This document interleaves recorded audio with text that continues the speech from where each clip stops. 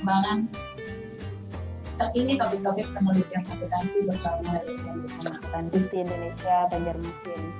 Kami ucapkan terima kasih bagi peserta yang hari ini hadir dan berpartisipasi dalam kegiatan ini. Kalau kita lihat pesertanya sekitar 27 peserta, mudah-mudahan nanti akan semakin bertambah, semakin siang. Acara ini terselenggara berkat kerjasama antara SD Indonesia Banjarmasin dengan Asosiasi Dosen Akuntansi Indonesia untuk wilayah Kalimantan Selatan. Alhamdulillah hari ini kita sudah memasuki hari kedua dari rangkaian selama 4 hari webinar series akuntansi.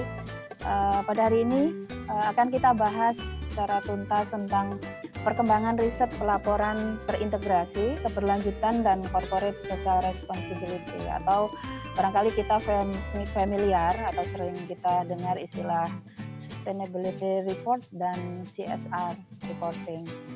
Nah, kemudian topik ini akhir-akhir ini selalu menjadi isu yang menarik dari tahun ke tahun dan menjadi tema penelitian di kalangan mahasiswa S1, S2, bahkan S3. Sebetulnya CSR ini sudah muncul atau istilah ini muncul pada tahun 1990, sedangkan di Indonesia itu baru mengemuka sekitar tahun 2001. Tetapi di Indonesia baru diundangkan dalam peraturan untuk CSR atau Corporate Social Responsibility itu sekitar tahun 2007. Kemudian CSR itu menjadi concern dari korporasi, terutama perusahaan publik, karena dalam konsep CSR maupun SR itu adalah memadukan antara kinerja, tidak hanya dilihat dari financial reporting tapi juga dilihat dari social reporting maupun environment reporting. Jadi perusahaan akan berusaha untuk mengimplementasikan dari SR maupun CSR reporting. Karena dengan harapan perusahaan bisa membangun reputasi yang bisa meningkatkan brand value, goodwill, maupun market share, dan loyalitas dari konsumen dalam jangka panjang. Nah, untuk pembahasan lebih lanjut tentang pelaporan berkelanjutan maupun CSR reporting, nanti hari ini akan disampaikan oleh narasumber kami, Bapak Tri Ramaraya Koroy, SE MSI PhD AK. Ya. Sebelum beliau menyampaikan materinya, bisa saya bacakan secara singkat biodata beliau. Ya. Jadi beliau adalah salah satu dosen akuntansi di Indonesia Banjarmasin dengan pengalaman yang sudah sangat senior di dalam bidang penelitian. Beliau juga saat ini menjabat sebagai Wakil Ketua 1 Bidang Akademik dan Kemahasiswaan. Kemudian beliau menyelesaikan pendidikan PhD-nya di bidang accounting dari University of New South Wales, Australia. Beliau juga banyak melakukan riset di bidang accounting maupun auditing. Karena beliau juga seorang CPA atau Certified Public Accountant, cuman tidak dipakai praktek. Ya, kemudian selain itu beliau juga banyak berperan sebagai tim tenaga ahli di beberapa pemerintah daerah maupun pemerintah provinsi di wilayah Kalimantan Selatan.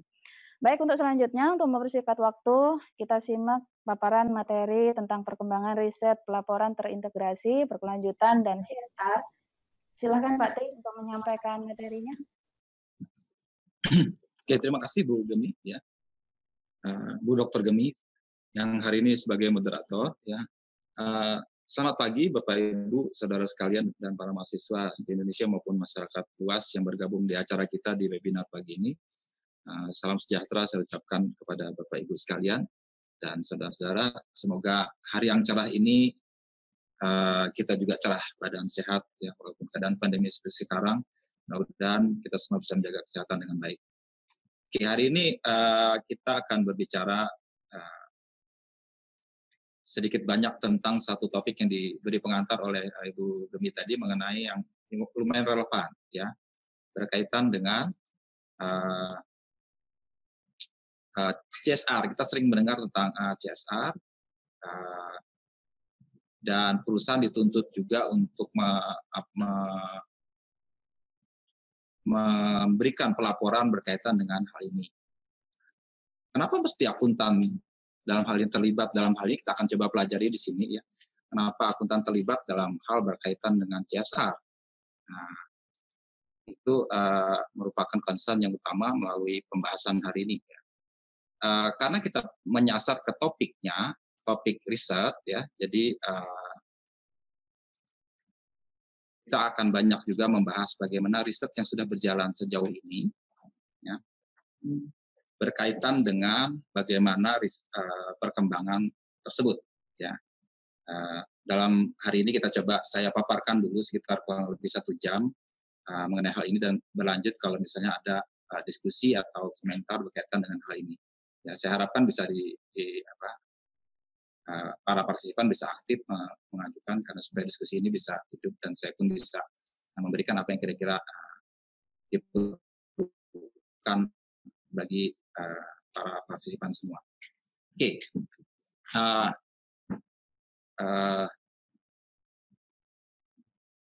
Kita mulai dari pendahuluan dulu ya, pendahuluan ya. Tadi sudah dibuka oleh Ibu Gemi bahwa sebenarnya baru saja melalui topik mengenai sustainability atau keberlanjutan ini. Kalau kita lihat runutan sejarahnya, kita pelajari dulu bagaimana perkembangannya sejauh ini ya. Dari akhir abad ke yang lalu, abad 20 kemarin ya, dari dekade 1960-an sampai dengan kira-kira tahun 2020 sekarang, kita coba tinjau bagaimana sejarahnya. Kenapa ini terjadi? Dulunya pelaporan dan sistem akuntansi yang mendukungnya itu seringkali dianggap sebagai hal yang teknis dan rasional. Itu yang kalau Anda pelajari atau kita pelajari bersama di teori akuntansi biasanya didorong oleh adanya kebutuhan informasi para penggunanya, sehingga akuntansi diperlukan agar pengguna bisa mengambil keputusan dengan baik. Makanya laporan akuntansi itu diharapkan bisa memberikan informasi yang berguna bagi pengambilan keputusan, dan terutama oleh pengguna yang dominan adalah investor. Investor adalah fokus utama dari penggunanya, dan akuntan itu secara teknis dan rasional bisa mensuplai itu. Itu yang diyakini banyak orang sampai sekarang pun masih di mainstream utama adalah seperti itu. Tapi tahun 60-an, 70-an itu ada perubahan norma di masyarakat, terutama di masyarakat negara barat ya, yang intinya adalah menyuarakan kepentingan orang banyak, terutama kepentingan orang-orang yang selama ini terpinggirkan. Karena dunia bisnis dikuasai oleh kaum kapitalis, istilahnya jadi suara pihak-pihak lain yang disebut sebagai stakeholder itu akan juga muncul. Nah, sejak itulah pihak-pihak lain selain investor yang berhubungan dengan perusahaan mulai ada suaranya dan mulai melakukan tekanan kepada perusahaan agar mereka lebih bertanggung jawab dalam macam-macam hal, terutama dalam hal lingkungan dan bagaimana bertanggung jawab mereka buat karyawan mereka sendiri, lingkungan sekitar perusahaan, dan juga bagaimana tanggung jawab mereka terhadap karyawan mereka. Itu sudah mulai terjadi revolusi dalam hal revolusi, ya bisa dibilang revolusi, berkaitan dengan bagaimana perusahaan dituntut untuk bertanggung jawab bagi masyarakat umum. Nah, sekitar tahun 80-an bergeser ya. Tekanan itu sudah mulai mainstream terbawa ke para kaum akademisi, sehingga akuntansi kemudian sekitar tahun 80-an bergeser dianggap sebagai suatu konstruksi sosial dinamis, dan pelaporan akuntansi itu harus bisa memberikan pertanggungjawab kepada kesemua konstituen yang berkepentingan. Jadi semua stakeholder itu harus juga diberikan informasi atau pertanggungjawaban atau pelaporan kepada mereka. Nah, sekarang pergeserannya adalah konseptualisasi akuntansi lebih luas, tidak hanya berkaitan dengan masalah keuangan saja, tapi berkaitan dengan hal-hal lain. Jadi akuntansi bukan hanya melulu debit kredit, melaporkan neraca dan laba rugi, tapi lebih luas lagi ya.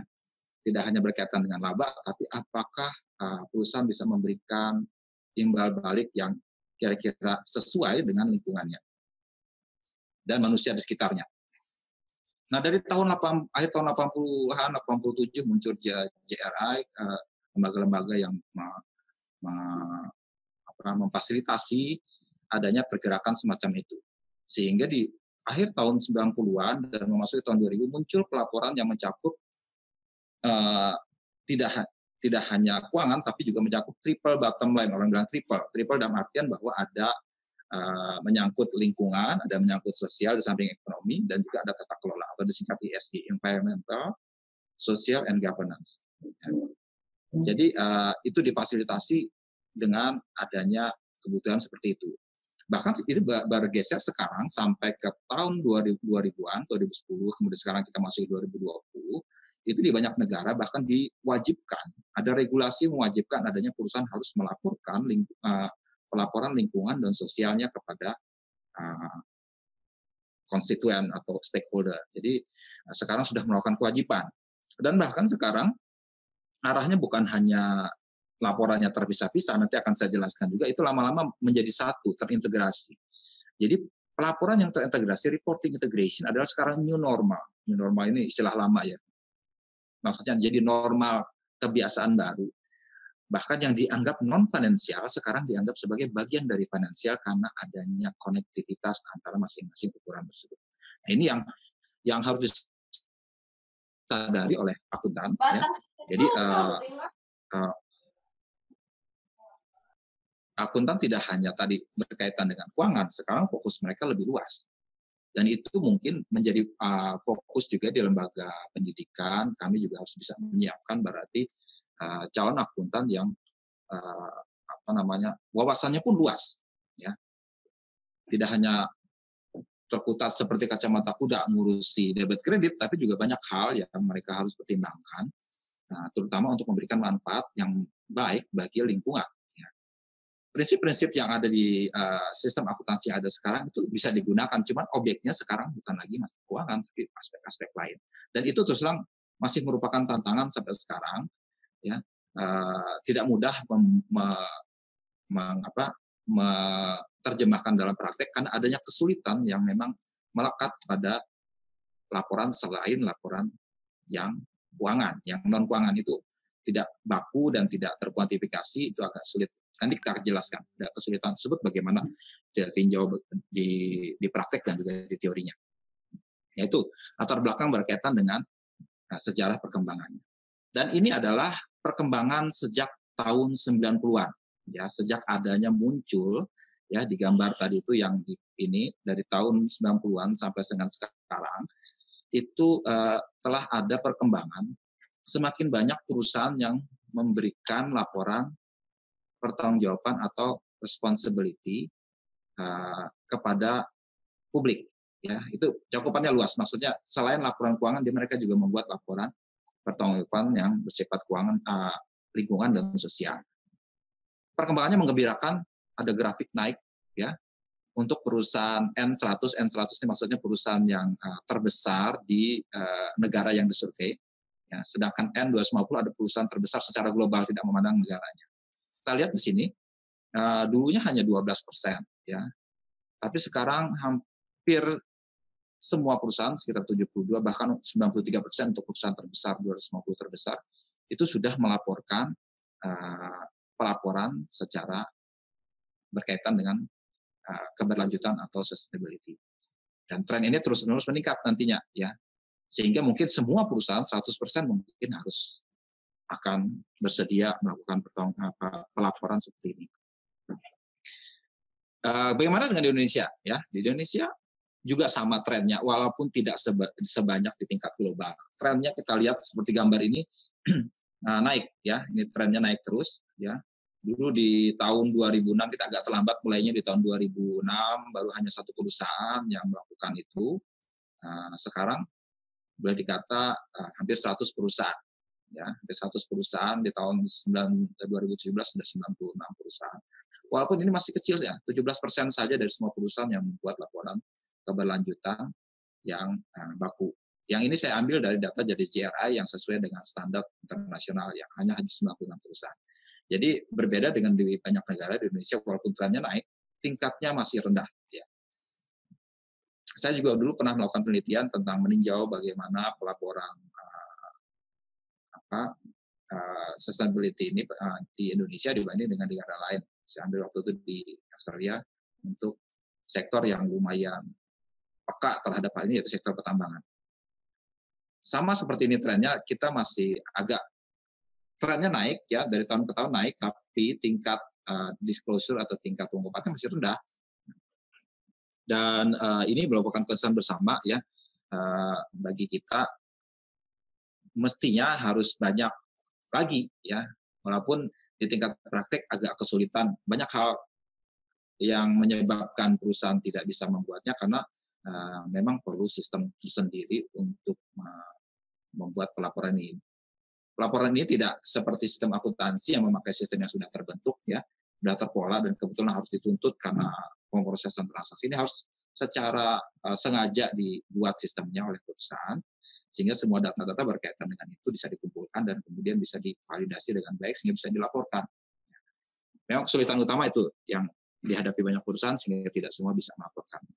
Tapi melihat kecenderungan tingkat global, maka harusnya kita nggak boleh ketinggalan, kita harus juga semakin banyak memberikan pelaporan.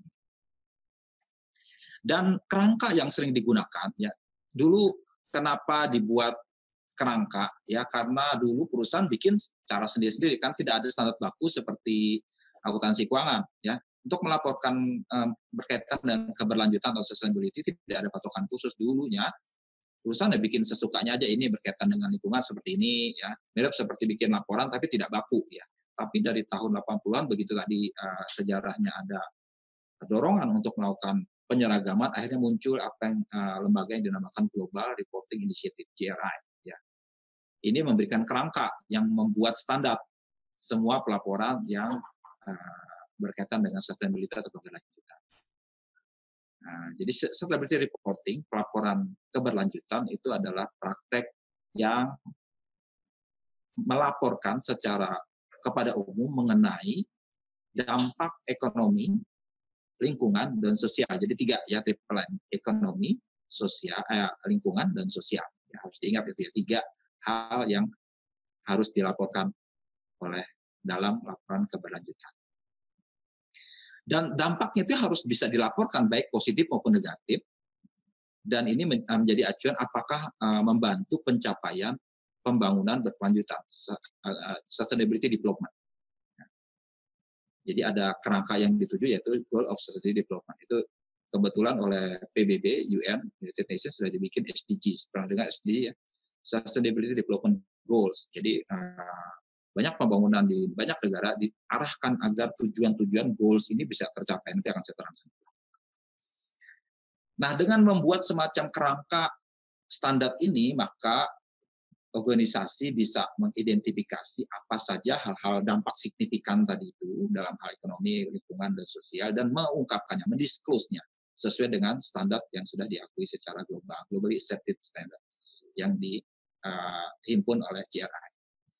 Kemudian GRI standard itu dengan demikian menjadi semacam common language, bahasa yang umum. Jadi kalau orang bicara tentang sustainability, orang tahu GRI pakai 3 ukuran. Itu maksudnya menjadi common language, semua orang sudah paham yang dimaksud itu, sehingga dapat dikomunikasikan dan dimengerti oleh semua pihak yang berkepentingan.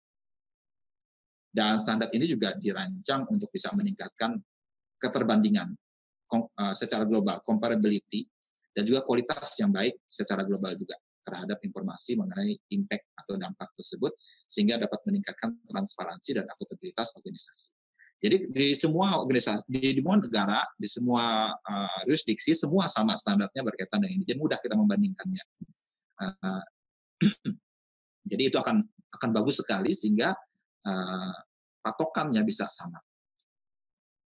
GRI itu sendiri saya terangkan sedikit ya, itu adalah standarnya, sama seperti standar akuntansi keuangan ya. Untuk sustainability ada standarnya.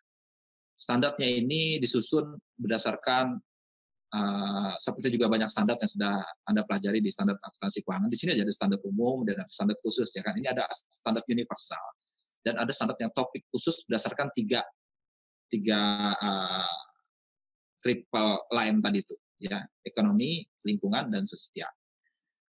Yang standar umum atau universal itu berkaitan dengan prinsip pelaporan, kemudian cara untuk melakukan pengungkapan secara umum, general disclosure, kemudian bagaimana manajemen melakukan upaya pengungkapan itu dari mana, harus diungkapkan juga ya, manajemen approach-nya, bagaimana perusahaan menghimpun data, memvalidasi, dan mungkin memberikan assurance atas laporan yang dilaporkan itu harus ada diungkapkan di masing-masing bagian.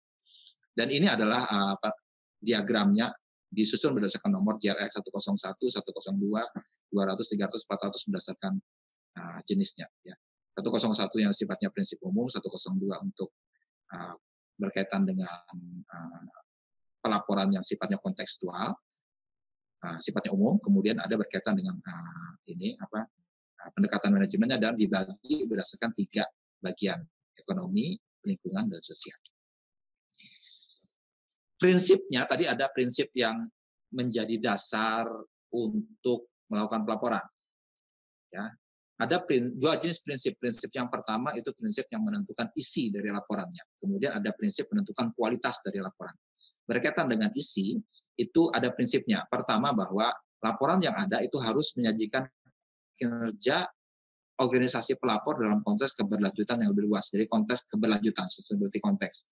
Jadi pelaporan ini bukan menyajikan hal lain, tapi berkaitan dengan bagaimana perusahaan melakukan upaya sustainability, keberlanjutan dalam 3 bagian tadi. Kemudian prinsip kedua adalah inklusivitas pemangku kepentingan, stakeholder. Jadi harus melibatkan semua pihak yang berkepentingan dengan perusahaan. Jadi tidak hanya sepihak. Maksudnya sepihak ini perusahaan mau-maunya aja melaporkan yang dia suka. Tidak, ya dia harus melakukan komunikasi dengan semua pihak. Mana sih hal yang kita mau laporkan yang dianggap penting yang mana? Harus ada semacam pembicaraan terlebih dahulu apa yang mungkin stakeholder anggap penting, itu yang harus diungkapkan oleh perusahaan. Jadi ada proses komunikasi terlebih dahulu tentang apa yang harus dilaporkan. Kemudian karena banyak hal, maka mungkin yang dilaporkan tidak semua, tapi hanya yang sifatnya material saja. Jadi materialitas ini menyangkut topik yang memang mencerminkan dampak ekonomi, lingkungan, dan sosial yang signifikan dan secara substantif mempengaruhi keputusan pemangku kepentingan atau stakeholder. Kemudian laporan itu harus lengkap, harus berisi semua cakupan batas-batasan yang mencukupi yang mencerminkan dampak ekonomi, lingkungan, dan sosial tadi, sehingga memungkinkan pemangku kepentingan dapat menilai kinerja organisasi dalam hal keberlanjutan. Kemudian prinsip untuk menentukan kualitas hampir sama dengan laporan keuangan, ya, keakuratan, keseimbangan, kejelasan, keterbandingan, kehandalan, dan ketepat waktuan ini sama prinsipnya, sama seperti pelaporan. Cuman yang membuat beda adalah isinya tadi itu ditentukan oleh 4 prinsip ini.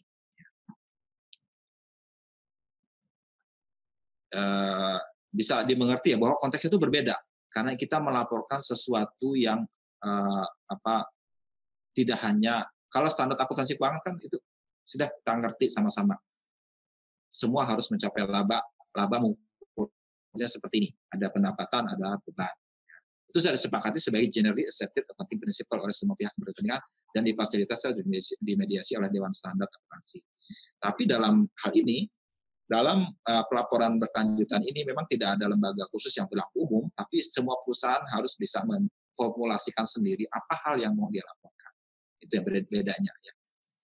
Agak rumit ya, agak beda. Dan JRI berusaha membuat standarnya ini agar semua menjalani seperti itu, walaupun bentuk isinya akan berbeda. Nanti dia sudah pahami bahwa akan bentuk isinya akan berbeda tergantung dari konteks masing-masing perusahaan. Dan tadi itu saya uraikan tadi itu bahwa sustainability atau keberlanjutan itu diarahkan untuk mencapai tujuan pembangunan berkelanjutan. Sustainability Development Goals yang ditetapkan oleh PBB. Ada 17 goals-nya, ya.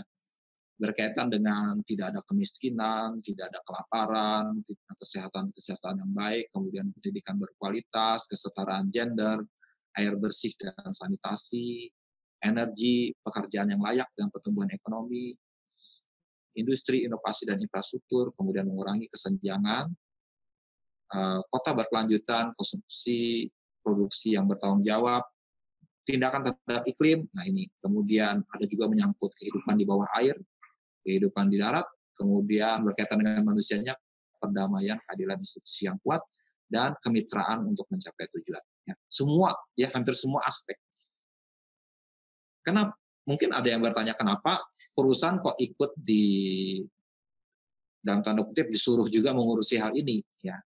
Karena apa? Karena ini tidak akan tercapai tujuan-tujuan ini kalau cuma diserahkan hanya ke pemerintah, ya, sektor publik saja. Ya. Keterlibatan sektor swasta itu perlu diberi kesempatan. Kesempatannya adalah dengan melakukan tadi pertanggungjawaban sosial tadi. Mereka ikut terlibat dalam hal pencapaian ini. Selama dalam batas bisnis mereka yang bisa lakukan, tolong ini hal ini dicapai, dibantu. Nah, perusahaan akan dinilai baik, diapresiasi kalau dia ikut membantu tujuan bersama ini. Nah, itu maksudnya ya. Jadi ini keterlibatan semua pihak, sektor swasta juga dilibatkan agar mencapai 17 goals atau tujuan atau sasaran dari pembangunan di tingkat global. Jadi dengan adanya sasaran seperti ini, mereka akan tahu, ya. Misalnya, ya selama ini kan kalau hanya memberikan sumbangan itu kan ya tidak ada kerangkanya. Kalau orang minta kasih sumbangan, udah berikan aja. Sekarang perusahaan bisa melakukan usaha filantropi atau sumbangan tersebut dalam kerangka tertentu di mana kami bisa memberikan sumbangsih kami di mana. Itu. Ya, ini idealnya. Jadi ada kerangka tertentu yang mereka bisa lakukan sehingga proses kegiatan filantropi atau sumbangan, kemudian kegiatan-kegiatan tertentu yang merupakan bagian dari bisnis mereka, itu juga ikut ke sini. Karena misalnya ya, konsumsi dan produksi yang bertanggung jawab sebenarnya bagian dari perusahaan sebenarnya ya. Kemudian tindakan terhadap lingkungan, climate change, itu juga bagian dari mereka, karena itu berkaitan dengan proses produksi mereka. Bagaimana proses produksi bisa mengurangi polusi dan sebagainya. Atau perusahaan yang bergerak dengan air bisa tidak mengotori, mempolusi air laut maupun darat. Kemudian kehidupan di darat itu perusahaan ya, itu kan barang industri yang sifatnya ekstraktif itu kan ngambil dari alam, itu harus juga memperhatikan itu. Ya. Nah ini ya, jadi kenapa akuntan juga terlibat? Jadi Anda harus paham juga karena ini memang menjadi concern bersama. Ini saya kasih contoh ya, ada pelaporan supaya Anda bisa paham ya bagaimana bentuknya pelaporan berkelanjutan itu. Ini saya beri contoh salah satu perusahaan yang dianggap bagus ya, memenuhi standar dari GRI dalam semua aspeknya. Ini kebetulan perusahaan nasional, PT Gas Nasional, perusahaan gas, ini perusahaan BUMN, ya. Tapi ini salah satu yang jadi contoh bagus dalam menerapkan GRI.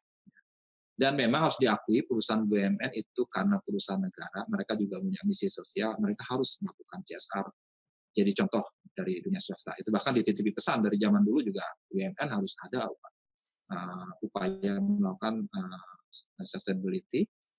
Makanya semua perusahaan BUMN umumnya bagus dalam hal pelaporan keberlanjutan ini. Karena kerangkanya mereka sudah ada, dan kebetulan secara peraturan undangan mereka diwajibkan. Saya kasih contoh sekarang berkaitan dengan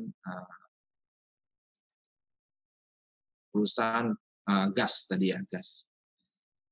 Ini saya share ya. Ini laporan keuangan perusahaan gas nasional PGN untuk tahun 2019, laporan keberlanjutan. Jadi laporannya terpisah dari laporan keuangan. Dia bikin laporan sendiri, laporan keberlanjutan namanya sustainability reporting. Sustainability report.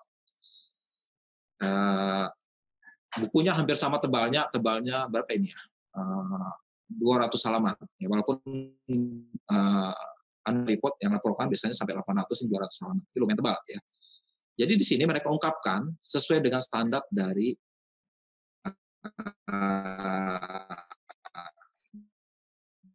GRI. Biasanya dibikin semacam indeks mana yang mereka memenuhi standar GRI. Ya. Ini ada di bagian belakang, langsung masuk ke bagian belakang buat melihat bagaimana perusahaan menyusun. Dia memakai opsi komprehensif, ada opsi komprehensif, maksudnya semua aspek dia mau laporkan. Nah, kalau menurut standar GRI itu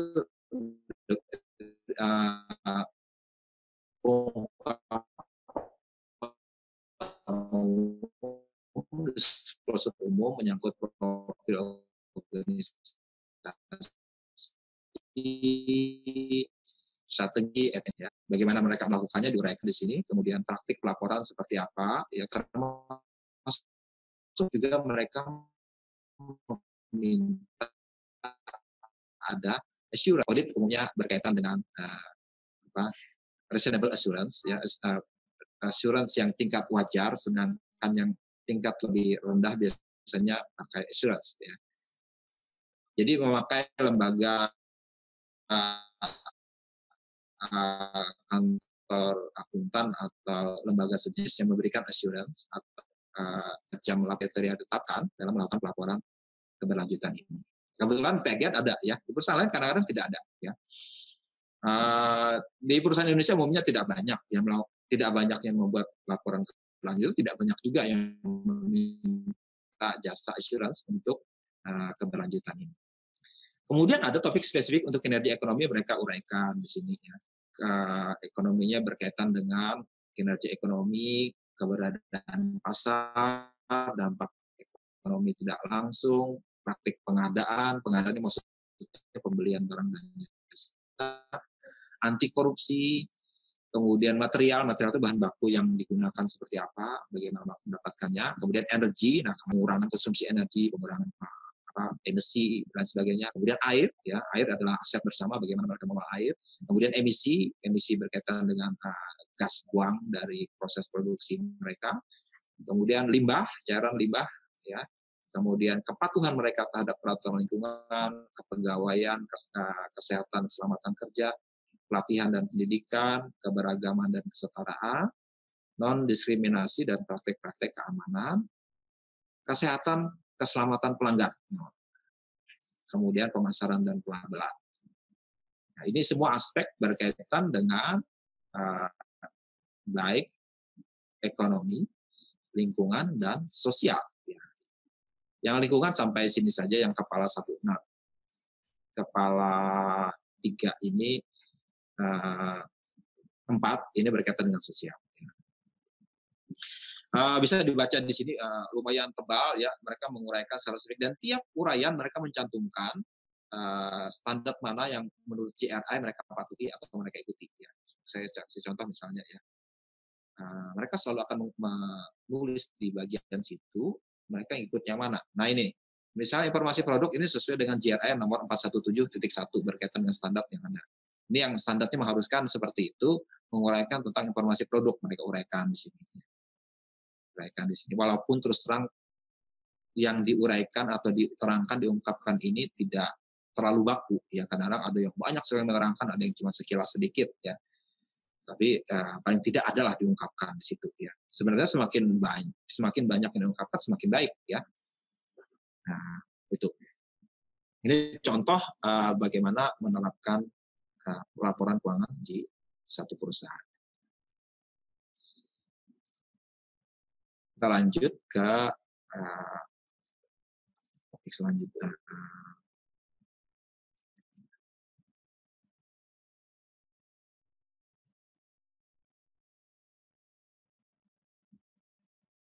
Secara umum, karakteristik dari sustainability reporting itu adalah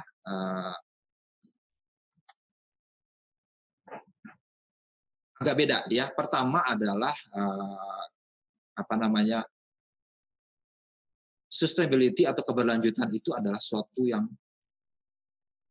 tidak didefinisikan secara tunggal, ya. Berbeda dengan akuntansi, definisinya gampang, ya, semua sepakat sudah setuju. Tapi di sini definisi sustainability atau keberlanjutan itu bisa beda-beda tiap orang, itu masalahnya, ya.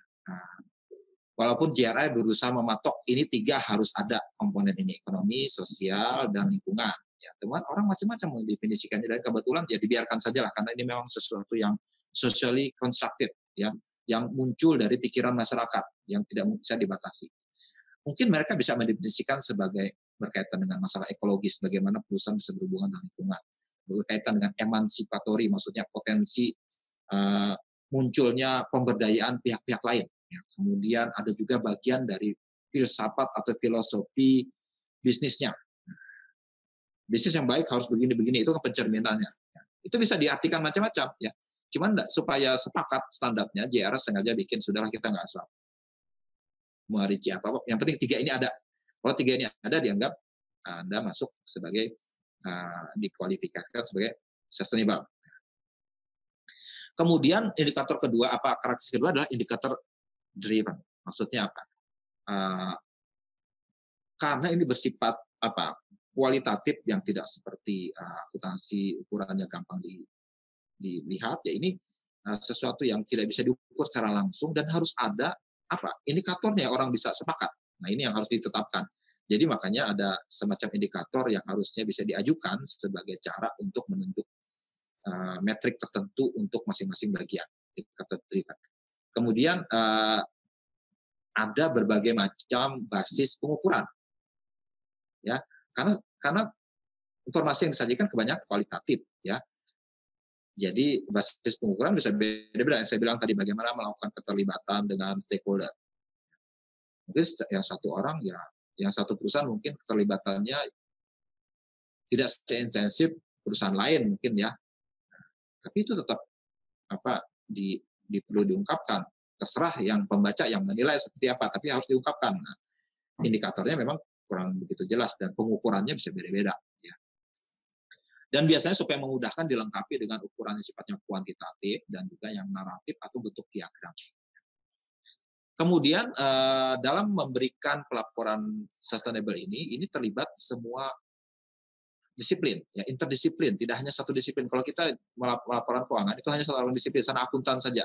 Akuntan saja cukup bisa memberikan bantuan dalam hal pelaporan keuangan. Tapi dalam pelaporan berkelanjutan ini tidak bisa akuntan. Akuntan tidak punya subject matter expert di bidang ini, ya. Akuntan harus melibatkan orang yang mengerti tentang ketiga hal tadi, ya, masalah lingkungan, masalah sosial, kita nggak ngerti itu, ya.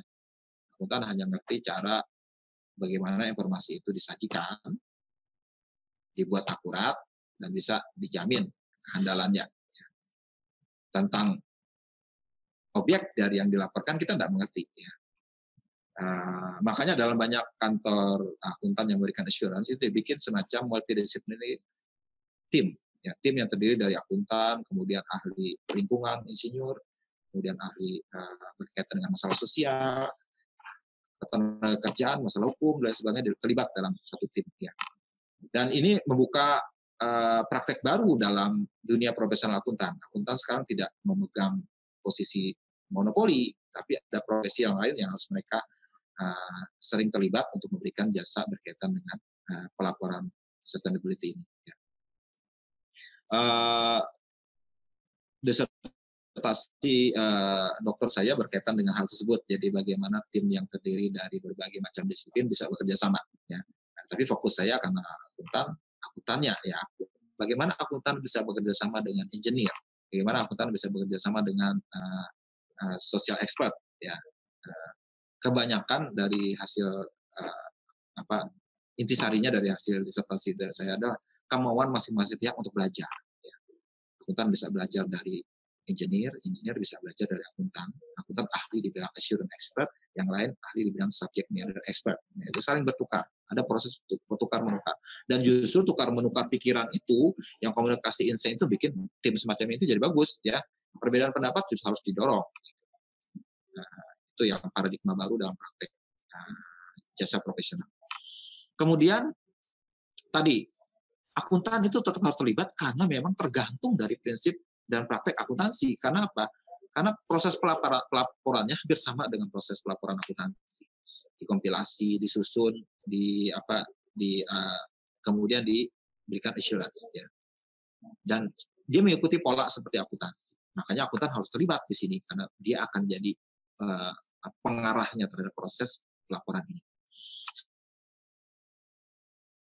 Kemudian harus disadari juga ada banyak keterbatasan inherently limited, ya, karena susah sekali. Tadi dibilang sifatnya kualitatif, kadang-kadang hanya retorik, ya omong-omong aja, maksudnya retorika saja tidak menyentuh di lapangan di tingkat operasional strategik. Bisa saja dia sembarang ngomong tapi nggak dilakukan, bisa saja seperti itu kan. Nah, ini secara inherent memang keterbatasan berkaitan dengan laporan seperti ini. Oke, itu ya. Selanjutnya, perkembangan selanjutnya adalah berkaitan dengan integrated reporting. Ya, integrated reporting ini maksudnya ini bagian perkembangan terbaru dari pelaporan berkelanjutan. Ya. Kalau sebelumnya sustainability reporting itu bikin laporan tersendiri, yang tadi contohnya PGN, perusahaan gas tadi bikin sendiri. Kemudian dia bikin laporan tahunan yang mencakup terutama laporan keuangan, ya. Dibikin terpisah. Nah, muncul ide, kenapa nggak dijadikan satu laporan itu? Laporan keuangan dan laporan sustainability jadi satu. Bukan hanya bukunya dijadikan satu, tapi isinya harus jadi satu. Nah, ide ini akhirnya muncul, ide bagaimana kita menggabungkan menjadi integrated reporting, laporan yang terintegrasi terpadu jadi satu, ya, sehingga bisa memperbaiki kualitas informasi bagi penyedia hanya melihat ke satu laporan saja, terutama sekali kualitas informasi bagi penyedia modal keuangan untuk memampukan mereka melakukan alokasi modal yang efisien, produktif. Karena sekarang proses bisnis harus menjadi satu dengan masalah lingkungan dan masalah sosial, pengambil keputusan berkaitan dengan modal harus tahu juga efeknya seperti apa. Kalau saya menyediakan modal seperti ini, kemudian nanti digunakan untuk kegiatan sustainability, hasilnya apa? Nah, jadi ini akan memudahkan mereka menilai ya seperti apa nantinya modal yang mereka berikan membantu proses bisnisnya. Ya. Kemudian juga mendorong pendekatan yang lebih kohesif dan efisien untuk laporan perusahaan. Karena efisien dijadikan satu, ya. Kemudian meningkatkan akuntabilitas dan pelayanan atas modal, baik itu modal keuangan, manufaktur, intelektual, manusia, sosial, dan sebagainya menjadi satu. Dan mendorong pemahaman adanya saling ketergantungan dari masing-masing komponen itu, ya. Interdependency. Kemudian mendukung pemikiran pengambilan keputusan tindakan yang terintegrasi, integrated thinking. Jadi dibiasakan pelaku bisnis itu pikirannya terintegrasi, bukan hanya memikirkan hasil, tapi ada efek tertentu dari saya mencapai hasilnya apa, ya. Jadi lingkungan diikuti pikirkan, dampaknya apa, ya. Kalau dibikinkan laporan yang sifatnya integrasi, mereka akan otomatis jadinya didorong untuk berpikir integratif. Jadi saya kalau melakukan ini dampaknya apa bagi lingkungan? Saya melakukan tindakan bisnis ini apa nanti dampaknya? Itu harus dipikirkan, ya. Baik itu sifatnya jangka pendek, panjang, menengah maupun panjang. Bagaimana dia bisa menciptakan nilai, ya, menciptakan nilai ini dalam artian luas. Ya. Ini yang ide awal kenapa dibikin laporan terintegrasi seperti ini. Ini mereka bikin kerangkanya, International Integrated Reporting Concept, ya, sudah berjalan melalui 10 tahun yang lalu, tahun 2010 ya. 2010 sekarang sudah 10 tahun ya gerakan ini. Walaupun ini masih belum terlalu umum dilakukan perusahaan, terutama di Indonesia setahu saya belum ada yang melakukan integrated reporting secara murni. Ya. Tapi nggak apa-apa, kita pelajari dulu. Yang mudah-mudahan perusahaan Indonesia bisa mulai, karena ini adalah contoh yang baik bagaimana mengintegrasikan 3 berbagai hal, jadi hanya satu laporan saja. Ya. Ada prinsip-prinsip dasarnya. Guiding principle-nya adalah bahwa pelaporan itu harus strategik fokus dan orientasinya ke masa depan. Kemudian ada konektivitas informasi, kemudian ada hubungan dengan stakeholder, sama seperti prinsip keberlanjutan tadi, ada materiality, hanya yang material saja yang dilaporkan, ringkas, reliable dan komplit, dan konsisten dan bisa dibandingkan. Kemudian dari segi konten, elemennya adalah harus bisa laporan ini menguraikan organisasi keseluruhan dan lingkungan eksternalnya, tata kelolanya seperti apa, bisnis model seperti apa, risiko dan peluangnya seperti apa, strategi dan alokasi sumber daya diuraikan juga, kemudian kinerja yang dicapai apa, outlook ini ke depannya mau seperti apa dia, kemudian basis presentasinya seperti apa. Bukan main jadinya ya, jadi apa mereka mengupayakan agar jadi satu, terhubung satu dengan lainnya. Ini contoh bagaimana mereka mengintegrasikan itu. Ya. Ini adalah proses penciptaan nilai atau model bisnis yang menggabungkan semua itu. Jadi karena kita ini mengambil input dari lingkungan dan mengeluarkan output juga ke lingkungan, itu jadi prinsip dasar seperti ini. Jadi ambil dari luar, kita proses di dalam, macam-macam bentuknya berkaitan dengan risiko dan peluang, strateginya, kinerja dan outlook-nya seperti apa, itu dikeluarkan ke lingkungan. Nah, ini kalau dibikin semacam tabel semacam ini amat memudahkan, ya kan? Ini contohnya ya. Integrated reporting itu diterapkan di satu negara yang jadi contoh di Afrika Selatan. Ya, jadi Afrika Selatan ini adalah negara pionir, perintis dilakukannya integrated reporting. Ya. Kenapa di Afrika Selatan? Karena memang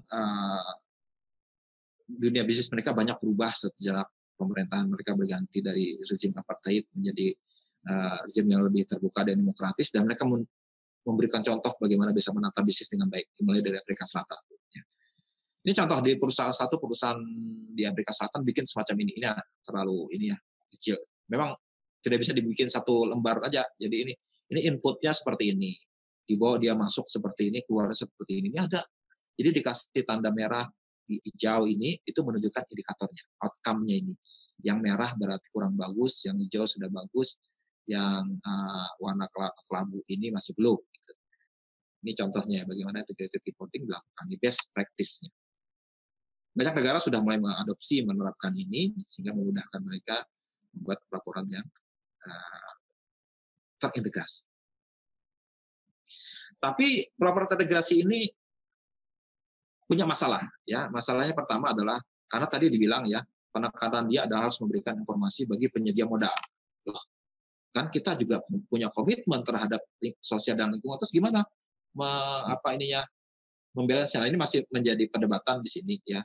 Ini kebetulan kerangkanya masih diperbaiki, sampai sekarang ada keluar draft terbaru yang diminta tanggapan dari publik, harus dirubah atau tidak ya. Nah, ini ya. Kemudian perkembangan awal-awalnya yang diharapkan masih belum terjadi di lapangan, karena belum mengarah kepada reformasi proses dan strategi bisnis yang berarah kepada keberlanjutan yang sebenarnya belum ada. Nah, hanya sekedar pelaporan, tapi bagaimana dampaknya terhadap pelaporan masih belum terlihat sekarang. Tapi demikian, ini punya potensi besar ya, karena apa? Karena akan jadi sarana bagi organisasi berkomunikasi dengan pemangku kepentingan, ya, dengan cara lebih mudah, ya, lebih terintegrasi, tidak ada yang ketinggalan, jadikan satu, ya. Riset di Afrika Selatan menunjukkan bahwa perusahaan sudah mulai bisa menginternalisasi kerangka ini dan memberikan pelaporan berkualitas tinggi atas indikator-indikator keberlanjutan. Kemudian meski dalam tahap berkembang, integrated reporting sudah meningkatkan kepercayaan pasar modal dan memberikan informasi yang relevan bagi investor dan pemangku kepentingan lainnya. Ya, contoh di Afrika Selatan ini bisa dijadikan contoh di banyak negara supaya bisa menerapkan integrated reporting. Ya, ini yang Zhou ini teman saya kuliah saya dulu ya, dia bikin memang penelitian dia tentang ini di Afrika Selatan. Ya, Shenzhou teman saya dulu. Nah, tadi aspek praktis ya. Sekarang karena ini topik kita adalah berkaitan dengan teori, perkembangan teori, kita balik sebentar. Mudah-mudahan masih ada waktu, Bu ya. Sekitar 10 menit ya. Untuk memaparkan teorinya ya. Sejenak kita tinjau perdebatan teoritis tentang bagaimana kita bisa meninjau perkembangan sustainability reporting sejauh ini. Ya. Pertama ya, sebenarnya terjadi perdebatan keras tentang apakah perusahaan perlu melakukan aktivitas sustainability, corporate social responsibility termasuk sustainability. Ya. Kenapa? Karena dulu ya tadi saya uraikan di depan tahun 60-an 70-an waktu adanya pergeseran itu dan timbulnya adanya ini, itu banyak perdebatan. Tokoh paling utama adalah Profesor Milton Friedman dari Chicago. Ya. Dia bilang tanggung jawab perusahaan sebenarnya itu adalah mencetak laba sebaik-baiknya. Kalau perusahaan itu tidak mencetak laba sebaik-baiknya, dia tidak bertanggung jawab. Ya, itu Milton Friedman bilang. Ya. Terus kalau perusahaan mau bikin kegiatan sustainability, itu menambah biaya, mengurangi laba. Itu tidak bertanggung jawab katanya. Tanggung jawab perusahaan satunya adalah mencetak laba, bukan urusan lain. Itu pandangan tradisional menurut teori agensi ya. Kenapa teori agensi bilang harus ada pemisahan antara prinsipal dan agen ya. Kalau agen si manajernya bikin kegiatan macam-macam tadi sama aja dengan dia tidak menuruti maunya si pemegang saham tadi ya. Pemegang saham maunya return imbal baliknya harus tinggi, jangan dipakai buat duit lain-lain, saja ya. Tapi ini juga dikritik, direvisi. Kenapa? Karena sebenarnya perusahaan tidak bergerak dalam ruang hampa. Ya. Dia berada dalam konteks sosial. Ada orang lain yang terlibat dalam proses operasinya. Nah, ada kontrak sosial. Menurut teori sosiologi ada kontrak sosial. Apapun entitas, apapun orang, lembaga itu punya kontrak sosial dengan lingkungannya. Dia harus memberikan sesuatu kepada lingkungannya kalau dia mau bertahan hidup. Ya. Nah itu muncullah pandangan revisionis. Ya, ini teori legitimasi dan teori pemangku kepentingan stakeholder ini adalah salah satu bentuk dari kontrak sosial tadi. Bahwa perusahaan harus bisa melegitimasi atau membuat dia legitimat ada dengan cara memberikan kontribusi kepada lingkungannya. Sedangkan teori pemangku kepentingan beranggapan bahwa semua hal bukan hanya investor, tapi pihak-pihak lain juga punya kepentingan terhadap perusahaan. Perusahaan harus bisa memfasilitasi itu kalau mau bertahan hidup. Nah, menurut pandangan revisionis, itu tidak mesti menurunkan laba. Justru kalau dia melakukan hubungan baik dengan lingkungan, itu akan meningkatkan potensi laba. Walaupun sekarang belum kelihatan, tapi nanti bisa kelihatan. Kan? Dampaknya mungkin nggak dirasakan sekarang. Ya. Sekarang mungkin kita banyak keluar duit, tapi kan ke depannya ya, ada imbal balik yang diberikan oleh lingkungan kepada kita. Nah, itu argumen utamanya. Ya. Karena ada dua hal conflicting seperti ini, kalau kita melakukan riset, ya kadang-kadang hasilnya nggak akan ketemu. Ya, kenapa? Karena ada proses offsetting, ada turun labanya, ada naik labanya. Ya. Tapi peneliti yang sudah melakukan meta-analisis maksudnya meneliti sebanyak penelitian terus digabungkan jadi satu, dia menemukan bahwa ada dampaknya, tapi jangka panjang. Ya. Kalau melihat jangka pendek nggak akan ketemu, karena memang belum ada dampaknya. Tapi dalam jangka panjang akan kelihatan. Nah berarti riset-riset harus jangan terlalu simpel dalam melakukan hipotesis penelitiannya. Perusahaan yang melakukan aktivitas CSR, kemudian memberikan pelaporan yang bagus, labanya akan naik. Yang nggak segampang itu, ya, karena mungkin tidak langsung kelihatan. Ya. Itu yang secara teoritis harus diingat juga. Kemudian riset masa depan harus juga melihat berbagai aspek. Kapan, bagaimana suatu aktivitas CSR atau sustainability akan berdampak pada kinerja keuangan. Ya, terutama penelitian akuntansi dan keuangan harus jangan bikin simplistik seperti itu. Ya. Kalau mau lebih dalam lagi, ya apa yang berujung dari kinerja tadi bisa dilihat seperti ini. Ada peneliti yang bikin semacam pemetaan semacam ini. Jadi ada determinan itu faktor penyebabnya berkaitan dengan aktivitas CSR dan pelaporannya, dan ada konsekuensinya. Ini banyak hal yang berkaitan. Ya, perusahaan melakukan sustainability baik aktivitasnya maupun pelaporan mungkin didasari oleh karakteristik organisasinya. Maka penelitian harus melihat faktor-faktor ini, ya. Faktor-faktor yang omitted atau terlewat mungkin tidak menyebabkan hasil yang tidak signifikan dan sebagainya. Misalnya diingat ya, ada ukuran organisasi, internasionalisasi, posisi rantai nilai, sikap aktivasi manajemen dan strategi, budaya organisasi dan tata kelolanya. Ini karakteristiknya. Kemudian ada dari tekanan dari pihak luar, dari pemangku kepentingan. Kalau dilakukan tekanan yang terlalu keras, dia juga akan menanggapi dengan memberikan laporan yang diminta. Kemudian ada faktor-faktor eksternal lainnya yang spesifik industri atau di negara tersebut. Kemudian variabel yang diamati berkaitan dengan sustainability bisa dalam bentuk proaktivitas, maksudnya sistem yang dibentuk oleh perusahaan untuk menjalankan itu sistem pengendalian manajemen yang berkaitan dengan sustainability, akuntansi accountability-nya, sustainability-nya, kemudian stakeholder engagement-nya berkaitan dengan stakeholder seperti apa, itu adalah kegiatannya. Kemudian baru dilihat bagaimana akuntabilitas berkaitan dengan kinerjanya. Ya. Sustainability ini ada patokan nilainya, ya, ada lembaga khusus yang memberikan nilai atau ranking terhadap kinerja sustainability. Kemudian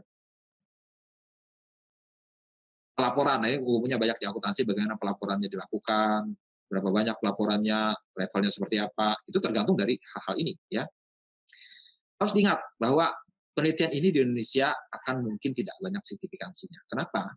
Karena faktor spesifik negara yang salah satu yang penting adalah berkaitan dengan aspek budaya, regulasi, penegakan hukum, perlindungan investor, itu harus bagus semua. Jadi prasyarat kalau CSR punya peran penting. Ya, termasuk laporannya. Ya, laporan sustainability akan punya peran penting dan mungkin berdampak ke kinerja kalau ada faktor eksternal tersebut. Di Indonesia umumnya karena tadi kita lihat bahwa perusahaan yang melaporkan sedikit, kesadaran masih sedikit, kemudian aspek regulasi, aspek institusi, kemudian penegakan hukum dan sebagainya belum terlalu kuat, ya jelaslah ini nggak akan signifikan. Ya hati-hati yang melakukan penelitian semacam di Indonesia nggak akan ketemu yang seperti diprediksi, karena memang syarat utamanya faktor-faktor eksternal yang kuat itu belum ada di sini. Kalau Anda meneliti di negara lain, mungkin bisa ketemu, terutama di negara maju yang sudah punya syarat utama untuk itu. Nah, konsekuensi atau akibat atau implikasi dari adanya aktivitas atau pelaporan sustainability adalah berkaitan dengan legitimasi, kepuasan pemangku kepentingannya puas, kemudian nanti berujung pada kinerja organisasi dalam bentuk kerja keuangan maupun kinerja strategik lainnya. Itu ya. Kemudian kalau kita mau melihat dampak ke kinerja keuangan, terutama melihat ke kinerja berkaitan dengan harga saham di pasar modal, itu juga tidak sederhana, ya. Penelitian yang selama ini itu hanya menghubungkan kepala dengan ekor, badannya nggak ketahuan seperti apa, ya. Di badan di tengah ini black box yang orang nggak mengerti prosesnya seperti apa. Disajikan laporannya seperti ini, dia akan berperilaku seperti ini dan akhirnya seperti ini. Nah, orang hanya lengkap kepalanya dan ekornya saja, tengahnya nggak dilapat. Nah, harusnya penelitian yang lengkap itu harus melihat juga badannya tadi, ya. Ini badan ini saya anggap kepalanya, ya. Pelaporan CSR, pelaporan sustainability akan berujung pada kinerja. Nah, kinerja berupa kinerja di pasar modal, ya. Itu ada prosesnya.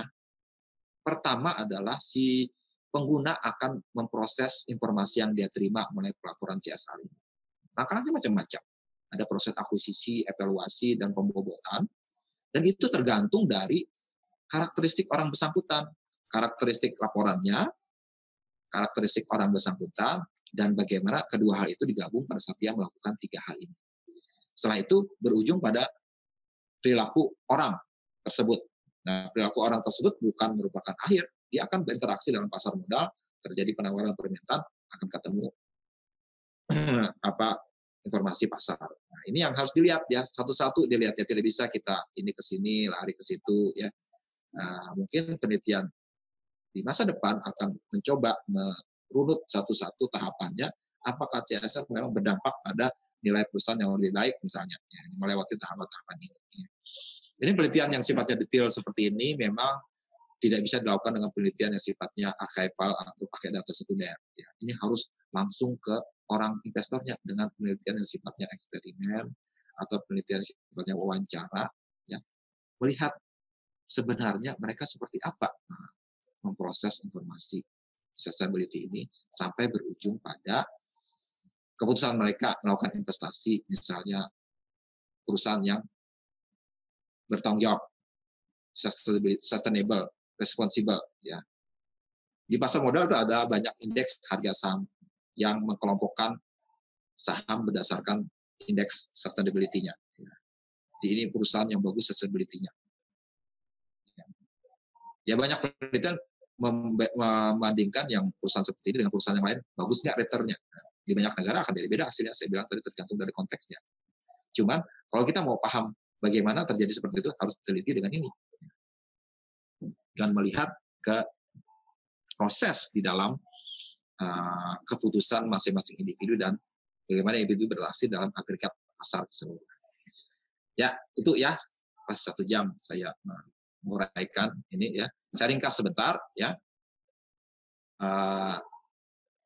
Ringkasnya adalah terdapat fenomena kecenderungan semakin meningkatnya pelaporan berlanjutan sebagai cara berkomunikasi dengan pemangku kepentingan.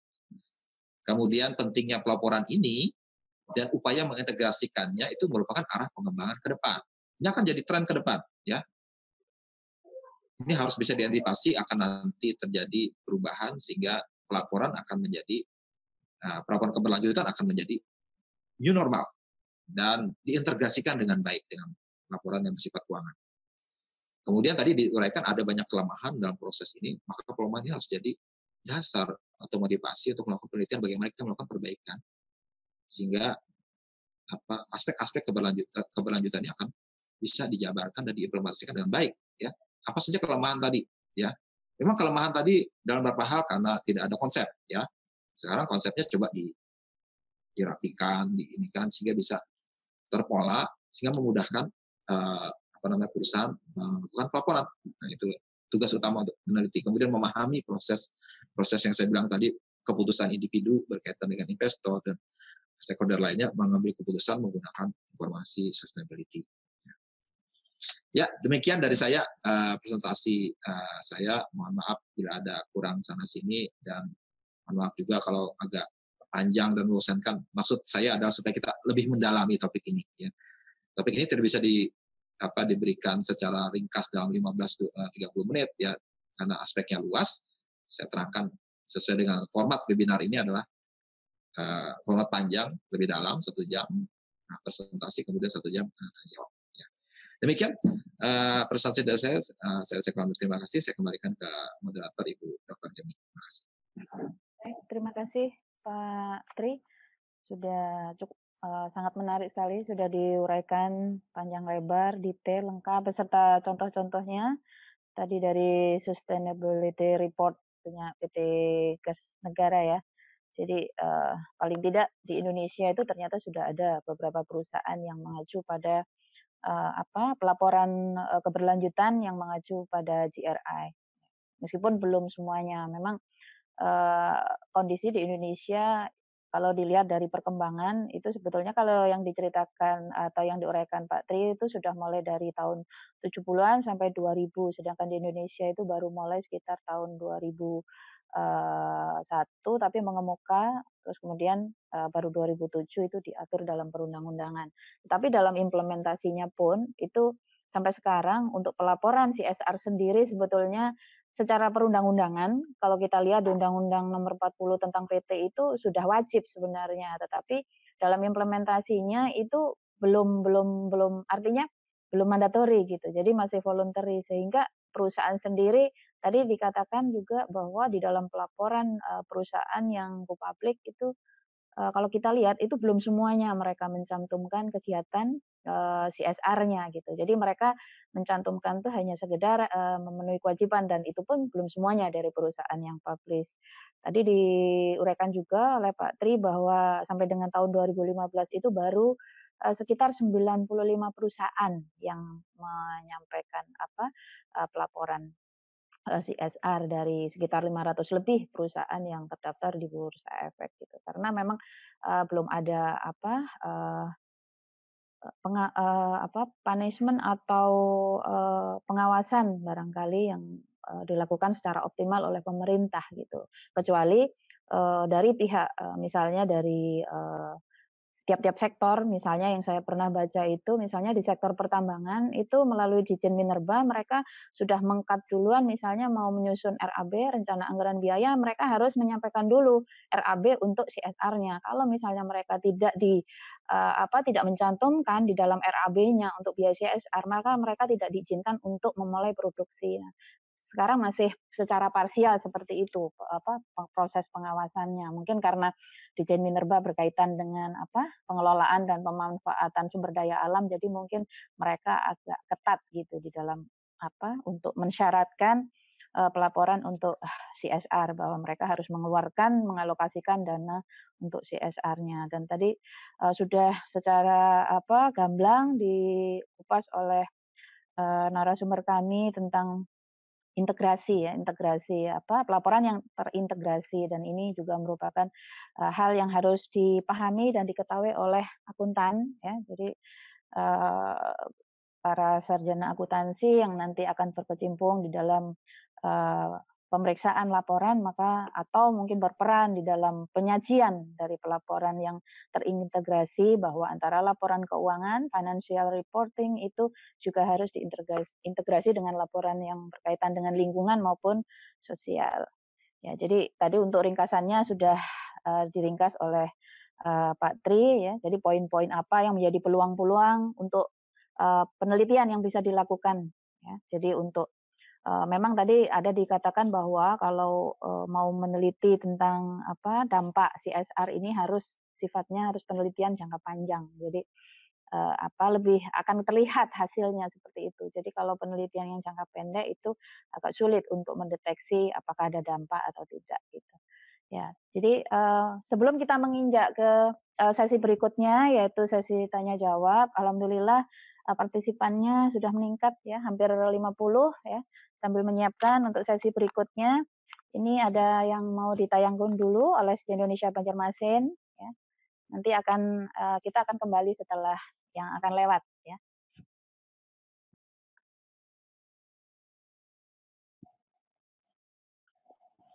Baik, terima kasih masih stay tune di sini ya. Kita lanjutkan untuk webinar hari ini. Kita pada sesi tanya jawab pertanyaan atau diskusi atau input ya. Silakan bisa secara langsung melalui chat atau melalui streaming YouTube ya. Jadi kalau streaming YouTube nanti bisa langsung disampaikan apa yang ingin ditanyakan. Nah, saat ini sudah ada masuk pertanyaan dari Saudara Marcelino Davin kepada narasumber. Akan saya bacakan untuk pertanyaannya. Seperti yang dikatakan narasumber bahwa penelitian untuk CSR dibutuhkan waktu dalam jangka panjang. Apakah mungkin mahasiswa S1 dapat menyusun skripsi mengenai CSR dan seperti apa contohnya? Terima kasih. Itu yang pertama. Ada 3 di sini. Saya bacakan semua ya, Pak Tri, supaya nanti bisa langsung ditanggapi. Kemudian,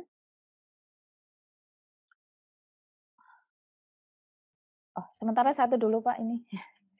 Ya, 1 dari Mas Rino Davin. Silakan Pak, berikan tanggapan. Ya, terima kasih Bu. Ya, terima kasih kepada Davin yang bertanya tadi ya. Apakah mungkin bisa melakukan penelitian CSR? Masih mungkin ya. Melakukan penelitian jangka panjang itu adalah penelitian yang sifatnya evaluasi ya. Tapi di pihak lain kan ada juga penelitian yang sifatnya meninjau tahapan pendek-pendek ya. Bisa dimungkinkan ya. Beberapa tingkat kalian sudah melakukan skripsi di bidang CSR ini, cuman tadi saya bilang ada keterbatasan ya yang harus juga dipahami. Coba saya sharing sekali lagi slide-nya tadi ya. Yang saya maksud keterbatasan seperti apa? Karena kebanyakan penelitian itu menyederhanakan, ya, menyederhanakan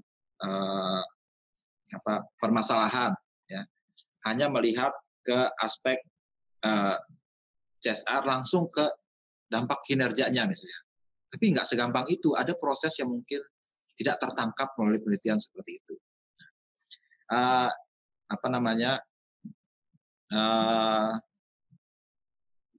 Penelitian yang sifatnya jangka pendek bisa, tapi harus syaratnya adalah jangan membuat terlalu simpel seperti itu. Mungkin ada aspek tertentu yang mau diamati, bukan yang sifatnya global. Ya.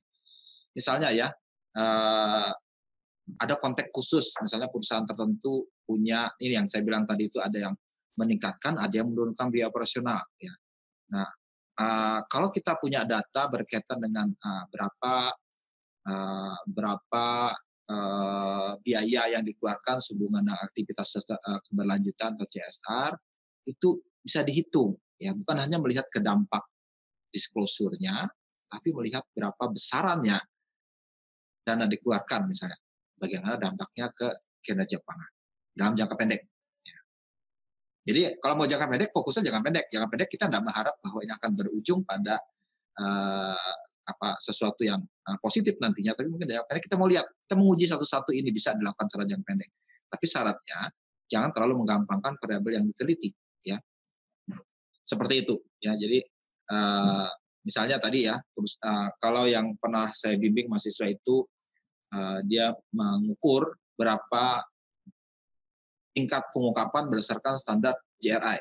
Ada standarnya, ya, ada yang tinggi, ada rendah, dan diukur dengan berapa nilai perusahaan. Dihubungkan antara disclosure-nya tadi sebelah sini, dihubungkan dengan kinerja keuangan nilai perusahaan. Nilai perusahaan itu adalah perkalian antara harga saham dengan jumlah saham dibagi dengan book value-nya berapa. dapat Tobin Q berapa. Itu terlalu sederhana ya, dan memang hasilnya tidak ada signifikansinya. Ada yang melakukan penelitian di Thailand, ada yang penelitian di Malaysia, ada yang penelitian di Indonesia. Kami bandingkan sama di mana-mana bisa nggak ada ketemu ya, karena memang tadi terlalu menggampangkan masalahnya, nggak akan ketemu dalam jangka pendek. Yang ada justru adalah aspek lain-lain yang justru berdampak ke situ, bukan aspek CSR-nya. Nah, itu karena memang desain penelitiannya terlalu sederhana dan tidak bisa menangkap dimensi yang mungkin ada di balik itu, yang tidak tertangkap melalui variabel yang diteliti. Tetap bisa, cuman syaratnya harus menambahkan variabel-variabel spesifik yang bisa menangkap nuansa terjadinya di lapangan. Nah, itu. Kemudian penelitian yang lain juga yang bisa dilakukan dalam jangka pendek adalah seperti ini ya, mungkin aspek-aspek tertentu kita tidak lari ke kinerja, karena kinerja itu prosesnya panjang. Kita bisa meneliti misalnya dengan apakah perusahaan sudah melakukan aktivitas yang sifatnya proaktif, misalnya membuat sistem pengendalian berkelanjutan, atau sistem akuntansi berkelanjutan, atau level mereka dalam melakukan keterlibatan dengan stakeholder. Ini adalah area yang juga bisa diteliti, tapi ini dalam jangka pendek bisa, ya tidak salah di sini. Dia menghubungkan dengan misalnya karakteristik organisasinya seperti apa. Organisasi yang seperti apa yang bisa melakukan itu, yang bikin sistem bagus sekali dalam menyediakan data-data sustainability misalnya. Kemudian berkaitan dengan kinerja, keberlanjutan dan pelaporannya. Pelaporan bisa dikaitkan dengan karakteristiknya, ya kan. Kalau ini dikaitkan dengan keuangan, tadi saya bilang terlalu gampang, itu jangan dulu. Misalnya yang pendek kita batasi aja lah. Atau faktor-faktor eksternal lainnya. Ya, mungkin studi antar negara. Ya, kebanyakan studi antar negara mendapatkan bahwa negara-negara yang perhatian atau tekanan dari pihak eksternalnya kuat akan mendorong pelaporan sustainability yang juga kuat. Ya. Tapi kalau lemah peran dari stakeholder-nya, itu juga akan lemah pelaporannya. Termasuk juga permintaan akan adanya assurance atas laporan tersebut. Ya. Assurance ini banyak diteliti juga. Ada perusahaan yang memakai assurance Big Four, beda dengan memakai assurance yang bukan Big Four. Dan ada juga penyedia assurance bukan akuntan. Ya, jasa konsultan lingkungan boleh menyediakan assurance, cuman dia tidak diatur melalui standar auditing yang di profesi akuntan, diatur oleh standar yang lain. Itu diperbolehkan. Nah, di banyak penelitian itu membandingkan perusahaan apa yang mengambil Big Four, perusahaan apa yang mengambil bukan Big Four, dan perusahaan non akuntan. Ya, itu bisa diteliti. Kebanyakan sih mereka yang punya masalah atau sensitivitas berkaitan dengan pelaporan, mereka akan memakai Big Four ya, untuk supaya amannya. Ya, karena dianggap Big Four bisa memberikan kredibilitas yang lebih tinggi terhadap assurance yang diberikan, seperti itu. Ya. Kemudian tadi berkaitan dengan ini, nah ini kebanyakan agak rumit ya, ini studi eksperimen ini memerlukan theoretical background yang cukup kuat. Ini bisa dilakukan dalam tahap simple oleh anak satu, bisa saja sebenarnya ya. Ini eksperimen itu maksudnya melakukan percobaan dengan misalnya memberikan informasi ini, orang itu akan bagaimana kalau diberikan informasi ini. Ya. Kalau tahapnya rendah bisa saja, untuk S1 kan tidak terlalu tinggi, ini bisa di beberapa kampus.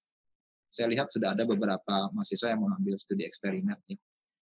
Karena temannya sendiri dijadikan eksperimen, itu non profesional investor, dianggap sebagai investor tidak profesional. Ya. Itu bisa seperti itu. Atau bisa juga kalau kita punya link internet, bisa hubung dengan mereka yang profesional, bersedia memberikan waktu untuk menjawab kuesioner eksperimen kita, itu bisa dilakukan. Ya. Tidak masalah kalau memang berniat ya. Tentu saja untuk etikat S1 nggak terlalu dalam sifatnya, disesuaikan nanti akan. Tapi paling tidak bermutu juga dalam hal kontribusi dia terhadap bagaimana memahami investor baik profesional maupun tidak profesional memproses atau menilai atau membobot bagaimana informasi dalam pelaporan sustainability bisa berguna dalam pengambilan keputusan investasi. Disilakan kalau kalian mau melakukan penelitian selanjutnya, sangat didorong ya, karena itu ada sesuatu yang relevan ya, untuk berkaitan dengan hal ini. Ya, demikian jawaban dari saya. Semoga bisa menjawabnya. Kembalikan ke Ibu. Ya. Ya, terima kasih Pak Tri, Marcelino Davin. Semoga puas ya dengan penjelasan yang sudah diberikan atas pertanyaan saudara. Ini banyak sekali Pak Tri, pertanyaan yang masuk. Ya, banyak sekali nih chatnya. Saya bacakan semua atau beberapa Pak, karena lebih dari 3. Satu-satu ya. Baik. Ini pertanyaan dari saudara Yudin P. Ya, izin bertanya Pak, saya ingin bertanya kenapa salah satu fast food makanan, saya nggak sebutin ya Pak ya, salah satu fast food waralaba di Indonesia atau tempat fast food lainnya itu malah mengganti piring yang bisa dikatakan reusable dengan wadah kertas. Apakah hal itu sudah diperhitungkan dalam CSR mereka? Terima kasih.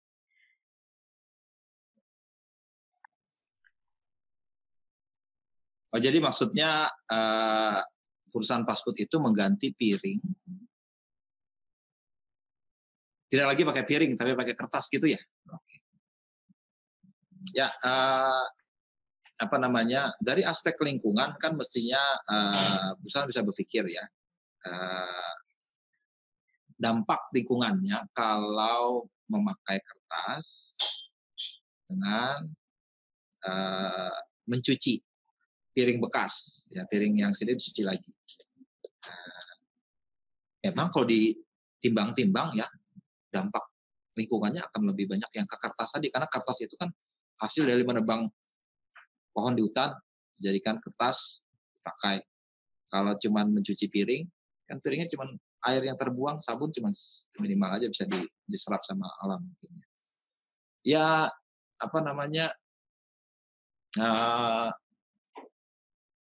itu harus jadi concern juga buat perusahaan, ya. Dan harus dikemukakan dalam laporannya sehingga semua orang berkepentingan bisa menilai. Ya. Oh, ternyata perusahaan ini tidak peduli terhadap lingkungan. Buktinya apa? Buktinya dia memakai produk yang justru mencemari atau memakan sumber daya lingkungan yang terlalu besar. Ya. Tapi dia punya anggapan juga, ini lebih baik kertas daripada saya bikin plastik misalnya. Plastik justru akan mencemari lingkungan dan susah didaur ulang. Ada juga anggapan semacam itu. Tapi kertas itu juga makan sumber daya juga dalam hal lingkungan. Makanya itu ya, peran stakeholder termasuk Anda sekalian itu juga terlibat di sini. Disuarakan. Jadi ini loh, perusahaan tidak benar kenapa justru memberi dampak besar terhadap lingkungan dengan memakai cara seperti itu, ya. Dan investor dan stakeholder bisa menilai dari laporan. Anda kan tahu ini dari media ya, tidak perusahaan itu sendiri memberikan informasi. Dalam laporan itu harusnya diberikan pertimbangan, ya. Kenapa dia mengambil kertas berbanding relatif terhadap menggunakan bahan yang mudah dicuci. Ya. Harusnya bisa dicantumkan, ya. Kalau perusahaan itu melakukan stakeholder engagement, dia akan menanyakan aspek ini, ya. Anda sebagai stakeholder misalnya, ya, Anda punya suara kok, ya. Punya suara sebagai konsumen, ya. Kenapa sekarang kami dilayani pakai kertas? Ini nggak bagus, gitu kan? Anda boleh bersuara, ya. Itulah makanya dalam dunia yang semakin demokratis sekarang ini, perusahaan juga harus mau mendengar keinginan customer-nya, pelanggannya, supplier dia, masyarakat umum yang terdampak, dan sebagainya. Ya. Itu bisa kita dapatkan kalau perusahaan itu menyajikan laporan sustainability yang lengkap, yang kita bisa nilai dampaknya. Kalau Anda nilai dari media nggak bisa menilai dampaknya, saya juga nggak bisa nilai, karena saya belum baca laporan sustainability-nya. Ya. Itu seperti itu. Ya. Jadi sekarang media perusahaan itu bertanggung jawab terhadap publik adalah dia harus memberikan laporan berkaitan dengan hal tersebut. Kalau para stakeholder termasuk Anda sebagai pelanggan menganggap itu penting, ya. Nah, itu ya sekiranya itu yang bisa saya jawab, ya. Kalau bagaimana penyelesaiannya tergantung proses di dalamnya, ya. Ya, demikian, Bung. Kak Tri, demikian Yudin untuk jawaban atas pertanyaan saudara. Jadi memang kalau melihat seperti itu kita biasanya analisisnya cost and benefit dari perusahaan tersebut. Tadi sudah saya sampaikan bahwa bisa dilihat dari lebih jauh, bisa dilihat dari laporan financial report mereka yang disampaikan. Apalagi kalau perusahaannya go public, barangkali kita bisa lihat di sana. Kemudian pertanyaan berikutnya itu dari saudara Arif Darmawan mengenai CSR yang ditetapkan secara internasional dan di Indonesia masih dikategorikan baru. Apakah ada aturan mengenai biaya CSR yang dikeluarkan oleh perusahaan? Kemudian ketika dilihat dari perusahaan tambang dan sawit, banyak di lapangan yang terjadi CSR yang dilakukan tidak setimpal dengan dampak buruk yang terjadi pada masyarakat di sekitar perusahaan. Apalagi perusahaan sawit yang bisa dibilang merusak tanah dalam jangka waktu panjang atau ke depannya. Bagaimana menurut Bapak tentang hal ini? Silakan Pak Tri. Ya, ini ada, kalau industri itu ada industri sensitif, ya. Industri sensitif itu karena mereka menggunakan sumber daya alam secara langsung, yaitu industri pertambangan, karena dia mengambil bahan langsung dari alam. Kemudian industri perkebunan itu mesti membuka lahan dulu, baru dia menanam, mengganti vegetasi dengan tanaman menghasilkan. Itu punya dampak ya terhadap lingkungan. Ya.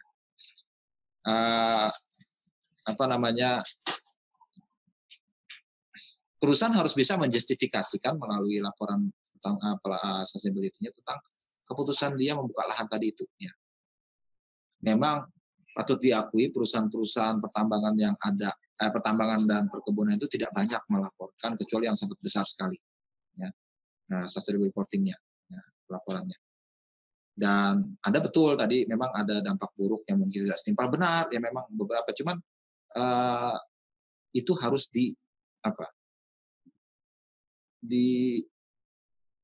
dikomunikasikan dengan baik oleh perusahaan itu ke masyarakat. Masyarakat juga menyampaikan aspirasinya sehingga ada proses dialog di situ yang dinamakan stakeholder engagement tadi itu. Jadi maunya masyarakat mereka paham, perusahaan juga menyampaikan pertanggungjawaban mereka ke masyarakat. Masyarakat bisa menilai ya apakah dia bisa tidak merusak lingkungan atau tidak. Nah, kalau masyarakat punya data, dia bisa menuntut balik dia melanggar lingkungan dan sebagainya, punya dampak buruk. Cuma kan datanya nggak ada. Nah itu yang jadi keterbukaan bisnis diharapkan bisa terjadi kalau perusahaan melakukan atau memberikan informasi pelaporan semacam itu. Selanjutnya masyarakat yang bertindak ya, karena pelaporan tadi sudah terstandar ya kan, standar. Sehingga diharapkan itu bisa membantu stakeholder masyarakat juga melakukan penilaian. Ya. Dan sekarang pun perusahaan hati-hati ya karena dampak itu akan berujung pada kinerja keuangan yang buruk. Ya. Perusahaan yang kinerja lingkungannya buruk itu dianggap perusahaan baik, orang akan memboikot, tidak beli dari perusahaan itu lagi. Kemudian ada tuntutan hukum dari masyarakat dan sebagainya, nanti keluar duit lagi, ya kan? Itu investor yang cermat akan menilai, wah ini berbahaya, investasi di tempat ini sudah tidak menguntungkan dan justru karena dia dianggap merusak lingkungan. Nah, jadi sekarang manajemen pun termotivasi karena mereka akan dinilai dampaknya terhadap keuangan. Itu akan terasa kalau masyarakat ikut aktif mengawasi mereka, menyampaikan aspirasi, dan akan mudah difasilitasi dengan adanya pelaporan sustainability atau keberlanjutan yang menjadi alat komunikasi masyarakat. Ya. Itu saya kira ya. Kalau mengenai biaya maksudnya biaya apa? Biaya membuat pelaporan apa bagaimana ya? Biaya CSR. Ya, biayanya terserah masing-masing perusahaan berapa dia melakukan ya. Tadi saya bilang biaya itu bisa besar, macam-macam perusahaan yang bikin program. Ada yang CSR-nya itu semacam wajib tadi Ibu Demi sudah, untuk perusahaan pertambangan tuh ada pos-pos wajib yang mereka harus lakukan, misalnya reklamasi segala macam itu pos wajib. Itu boleh diklaim sebagai aktivitas CSR atau sustainability mereka. Tapi ada juga yang sifatnya sukarela, voluntary. Nah itu memang tidak diatur khusus ya, tergantung perusahaan saja, bagaimana kira-kira dia bisa mampu memberikan apa yang diharapkan masyarakat, ya, dia menganggap itu penting, ya udah keluar berapa mungkin nggak apa-apa dikeluarkan sebanyak yang tadi itu. Meskipun pemegang saham yang terlalu pelit mungkin nggak mengizinkan itu ya, cuman manajemen harus meyakinkan ini loh, kita kalau berhubungan baik dengan masyarakat sekitar, misalnya operasional kita nggak diganggu minimal, ya kan. Kemudian masyarakat merasakan manfaatnya kita ada di situ, ya. Ini akan menjamin operasional kita di sana berjalan terus. Nah, seperti itu. Mungkin ada yang beranggapan juga nih ekonomi biaya tinggi menambah biaya yang tidak perlu. Enggak juga, ya maksudnya kita lihat dulu signifikansinya seperti apa, ya kan, impact-nya seperti apa. Dan ya sekali lagi itulah masalah adjustment ya, pertimbangan yang memang tidak terlalu baku ya berkaitan dengan pertimbangan. Menarik sebenarnya diteliti ya. Kalau Anda mau meneliti perusahaan pertambangan, bagaimana ininya, itu boleh diteliti ya, karena kita sadar itu banyak ada kesenjangan antara kondisi dengan ekspektasi masyarakat. Dan memang datanya sayangnya beberapa perusahaan perkebunan tuh nggak menyediakan sustainability reporting yang cukup memadai ya untuk kita bisa menilai. Ya. Itu ya. Demikian Bu, jawabannya. Terima kasih Pak Tri. Barangkali saya bisa memberikan tambahan Ya, dengan jawaban Pak Tri tadi mengenai biaya CSR. Sebetulnya untuk besaran biaya CSR itu memang kalau sesuai Undang-Undang Nomor 40 itu memang belum ada dinyatakan secara eksplisit bahwa perusahaan harus memberikan atau mengalokasikan dana CSR sebesar sekian misalnya atau sekian persen dari laba bersih. Tapi sebetulnya ini ada aturan sebelumnya tapi khusus untuk BUMN. Jadi kalau untuk BUMN itu waktu itu ada ditetapkan, jadi ada peraturan yang mengatur tentang alokasi dana CSR itu maksimum 2%. Jadi maksimum 2% dari laba bersih, tapi waktu itu hanya untuk BUMN. Sedangkan Undang-Undang Nomor 40 tahun 2007 itu tentang PT itu adalah untuk seluruh perusahaan atau perseroan terbatas. Jadi tapi angkanya juga belum ada disebutkan. Tadi betul kata Pak Tri, memang sejauh ini perusahaan-perusahaan di dalam mengalokasikan dana CSR itu masih sukarela gitu, karena memang di dalam pelaporannya masih voluntary, belum mandatory. Jadi angkanya pun kadang bervariasi gitu. Jadi kadang ada perusahaan yang besar gitu seperti Freeport. Kalau kita hitung itu angkanya kecil banget. Memang secara absolut angkanya itu besar, tapi kalau dilihat dari total laba bersihnya itu mungkin sangat kecil sekali. Tapi memang dari pemerintah juga tidak ada atau belum ada peraturan yang baku.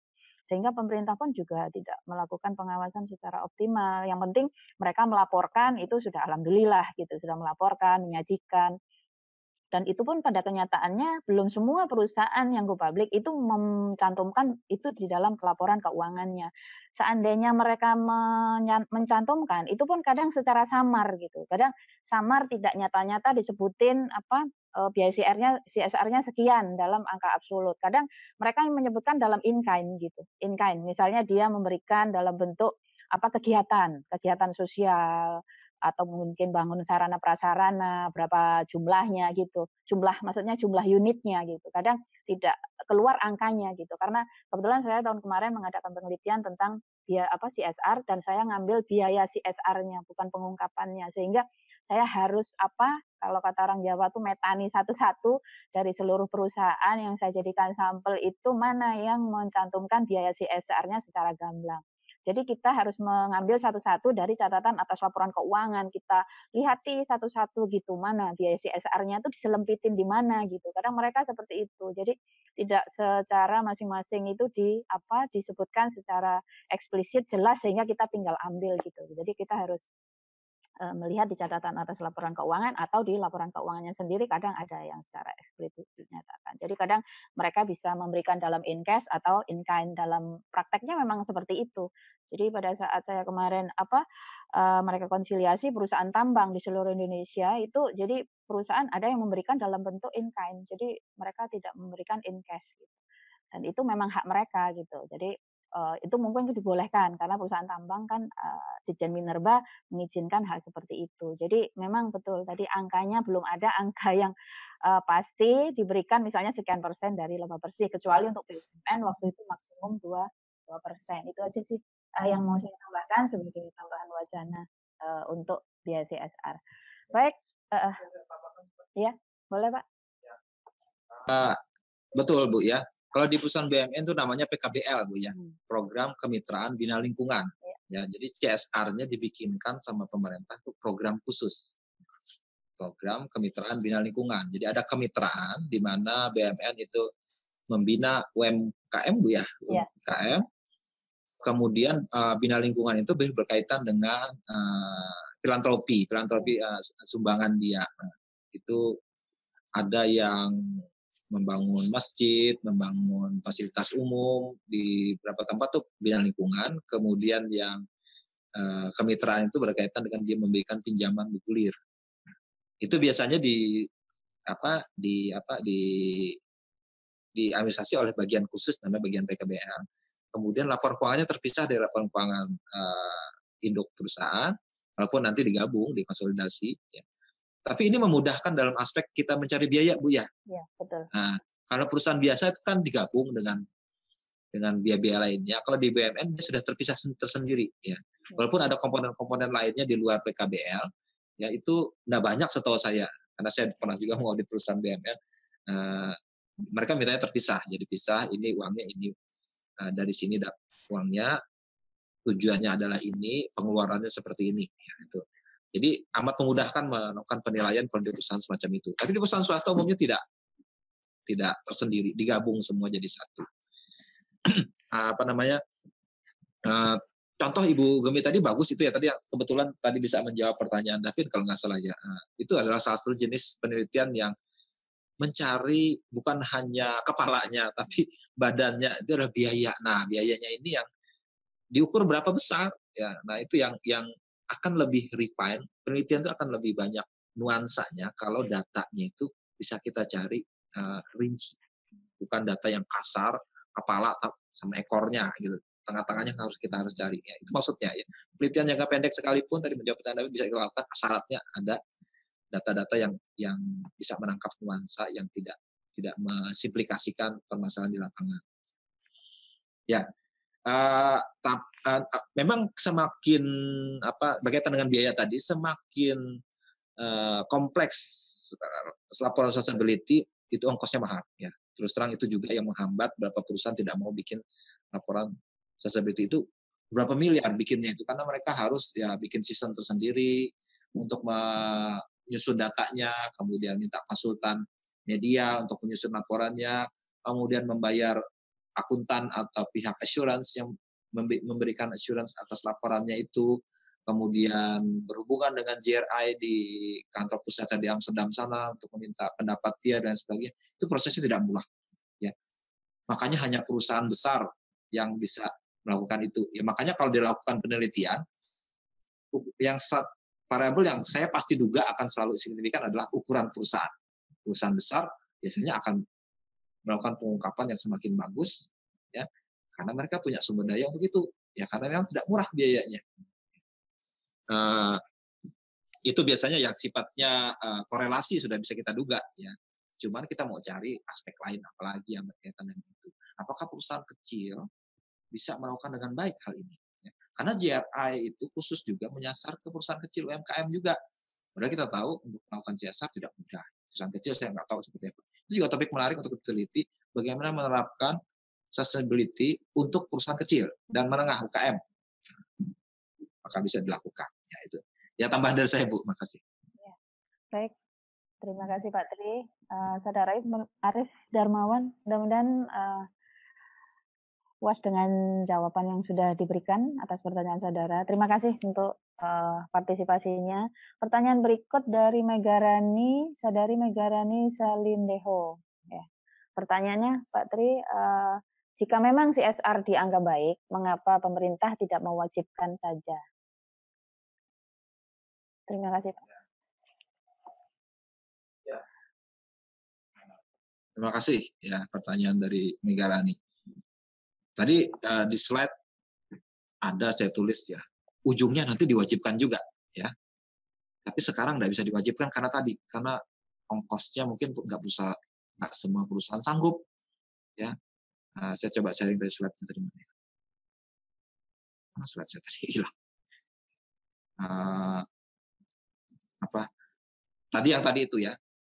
Nantinya di banyak negara itu sudah ada diwajibkan. Mohon bisa dikoreksi Bu Gumi, di aturan OJK kalau nggak salah tahun 2007 sudah mewajibkan ya melaporkan beberapa komponen sustainability di dalam laporan tahunan kalau nggak salah Bu ya.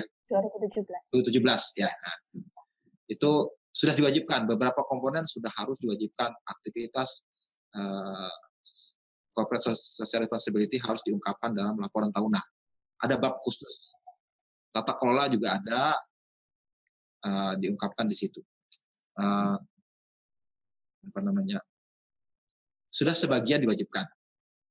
Memang tidak semua karena pemerintah sadar kalau mewajibkan ini ongkosnya nggak murah, nggak perusahaan bisa sanggup bayar. Nah, jadi mempertimbangkan aspek itu, termasuk sumber dayanya, kemudian materiality kepentingannya. Ya, ada perusahaan yang mungkin tidak terlalu berdampak serius secara lingkungan, mungkin dia nggak merasa perlu bikin aspek-aspek itu ya.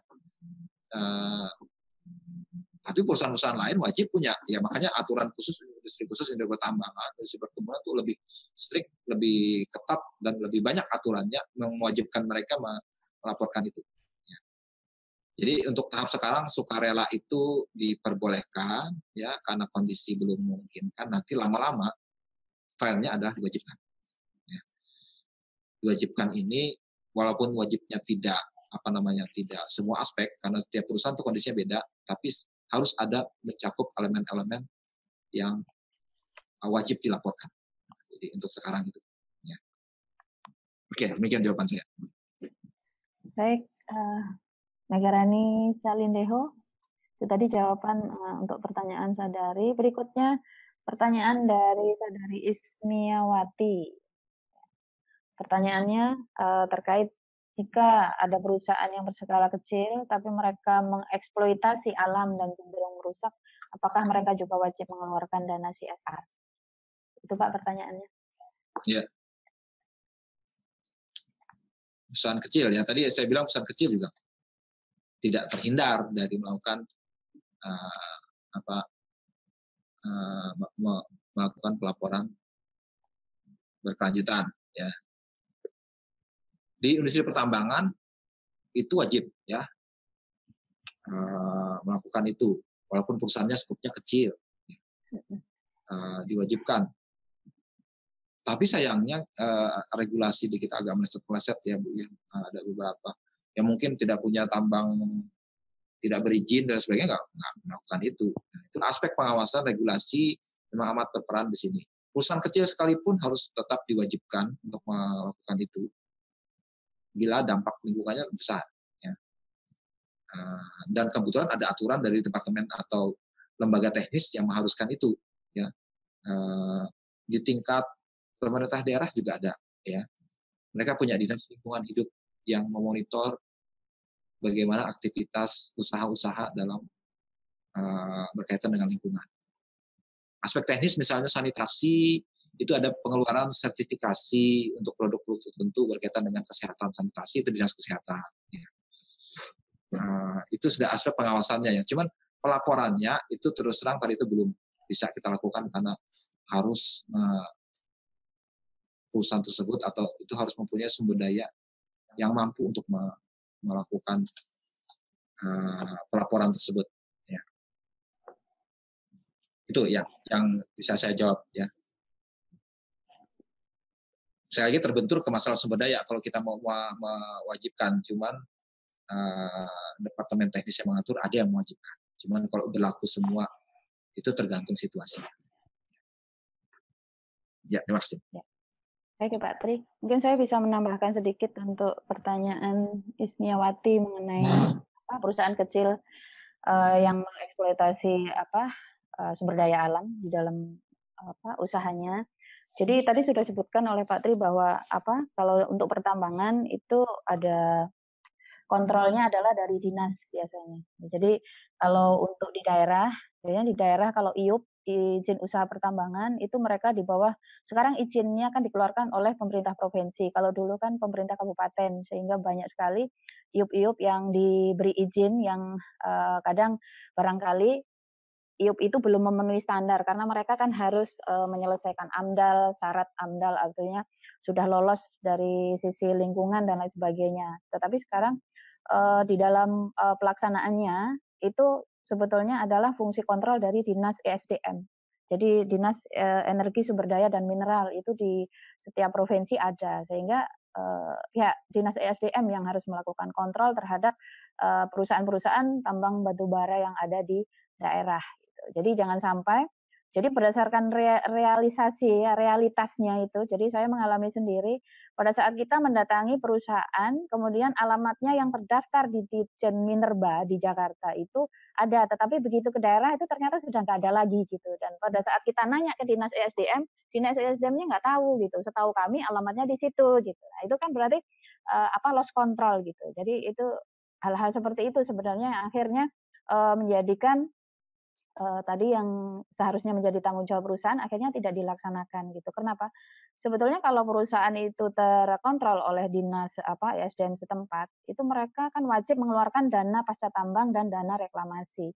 Dan itu wajib gitu. Jadi itu atas nama rekeningnya itu atas nama pemerintah daerah ya. Jadi kalau provinsi, di bawah provinsi berarti gubernur, nanti QQ dari si perusahaan kalau misalnya dia dikeluarkan oleh pemerintah daerah, kabupaten, berarti nama bupatinya waktu itu gitu. Jadi sebetulnya ada dana yang sudah ditahan dari perusahaan yang mengelola, memanfaatkan tambang itu di-keep oleh pemerintah. Ya, artinya kalau perusahaan itu nanti tidak melaksanakan kewajibannya, berarti uang itu yang menjadi hak pemerintah untuk mengembalikan reklamasi ya, reklamasi pengembalian lingkungan itu supaya tidak rusak seperti jadi danau dan lain sebagainya seperti itu ya. Sebetulnya ada sudah ya dana pasca tambang dan dana reklamasi. Nah, tapi itu harus melalui proses pengawasan yang ketat juga gitu. Kalau tidak diawasi ya sama aja gitu. Mungkin itu Pak Tri yang bisa saya tambahkan. Pak Tri ada tambahan lagi? Oh sudah ya. Baik, itu Smiawati ya. Mudah-mudahan bisa menjawab apa yang saudara tanyakan. Pertanyaan berikutnya Yudi Ahmad Sadli. Apakah penelitian CSR ini lebih cocok kuantitatif atau kualitatif? Itu Pak. Ya, terima kasih Bu. Kalau kita meneliti fenomena masalah, jangan terkendala metodenya ya. Metode apapun bisa kita pakai, karena memang ada kelebihan dan kelemahan masing-masing metode. Kalau metode kuantitatif itu lebih pada beberapa aspek yang datanya tersedia secara kuantitatif dan kita mampu melakukan penilaian. Tapi kalau ini areanya masih baru ya, dalam rangka mengeksplorasi itu harus dengan penelitian yang kualitatif dalam rangka kita memahami terlebih dahulu. Kadang-kadang gabungan dua-duanya, namanya triangulasi, digabung dua-duanya sehingga kita punya dua aspek sekaligus. Ya. Jadi bisa dilakukan secara kualitatif, bisa secara kuantitatif, tapi tergantung kondisinya dan tujuannya apa. Ya. Misalnya kita mau tahu proses bagaimana perusahaan melibatkan masyarakat dalam stakeholder engagement. Itu jelas tidak bisa kita melakukan secara kuantitatif. Datanya Anda harus mengamati sendiri di lapangan. Seperti apa perusahaan mengundang mereka, meminta tanggapan mereka, proses dialog yang terjadi, ya. Kemudian bagaimana akhirnya perusahaan mengambil keputusan tentang harapan atau ekspektasi masyarakat. Itu kan sifatnya kualitatif dan kebetulan hal-hal berkaitan dengan sustainability ini secara sifat kualitatif ya. Dan itu berusaha dimanipulasi dengan mengkuantifikasi melalui indikator yang saya bilang tadi. Indikator itu membantu pengguna memahami secara kuantitatif. Tapi ini sebenarnya kualitatif. Justru itu maka untuk penelitian semacam ini kualitatif justru harus didorong karena sifatnya kualitatif. Nah, begitu tahap eksplorasi perusahaan peneliti sudah paham, ya konteksnya seperti apa, baru kemudian tahap selanjutnya datanya tersedia bisa dilakukan penelitian kuantitatif. Jadi aspek pemahaman menangkap nuansanya, memperoleh perspektif yang berbeda dari lapangan, itu harus dengan metode kualitatif. Ya. Ya, itu yang saya bisa jawab, Bu. Terima kasih. Baik, terima kasih Pak Tri.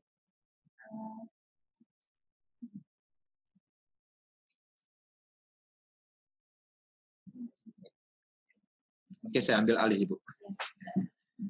Oke, ya, Ibu Gemi ada sedikit masalah sambungan, ya, teknis. Tapi saya bantu jawab ya. Ada beberapa yang saya bisa baca chatnya, ya saya akan langsung jawab saja dari sini. Ya.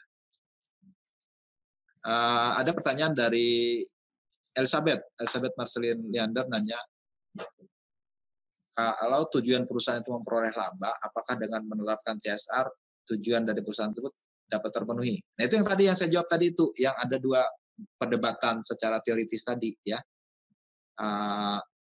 Apa namanya? Ini saya sharing lagi yang slide tadi yang memudahkan. Ini slide ini menarik ya. Ini membantu kita memahami dan mengingat adanya perdebatan yang ini ya.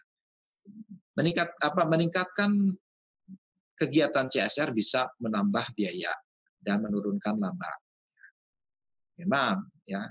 Cuman kalau ya, dan ini akan merugikan pemegang saham. Kenapa? Dananya untuk harusnya bisa diputar lebih banyak dipakai buat CSR. Dengan kata lain dia tidak meningkatkan kesejahteraan si pemegang saham ya. Jadi timbul masalah agensi juga di situ ya. Tapi kita punya argumen juga ya, kalau kegiatan CSR-nya itu baik ya, mampu meningkatkan kredibilitas perusahaan di mata masyarakat, mampu menjaga hubungan baik dengan masyarakat, itu akan berujung pada peningkatan laba juga, walaupun tidak terjadi sekarang, tapi di masa depan. Ya. Kalau kita berorientasi jangka pendek, terjadi rabun, myopia, ya jelas dia nggak mau. Ya. Cuman kalau perusahaan arif berpikir jangka panjang, ya mestinya itu tidak menjadi halangan, asal syaratnya dia bisa memilih kegiatan investasi CSR yang benar-benar memberi dampak besar bagi masyarakat. Jadi tidak konflik harusnya, ya ini tidak konflik harusnya, tapi kalau perusahaan bisa memilih dengan baik, maka akan diatasi dengan sendirinya. Memang ada tadi kan ada menurunkan, ada menaikkan. Dalam jangka pendek mungkin efeknya nggak kelihatan karena ada offset ya. Sekarang menaikkan laba, menurunkan laba, nanti labanya naik 2-3 tahun mendatang, nggak kelihatan sekarang. Ya, itu yang saya bisa jawab ya. Jadi ada kemungkinan dua hal yang berbeda itu. Ya, bisa dipahami ya, Elizabeth ya. Itu pertanyaannya.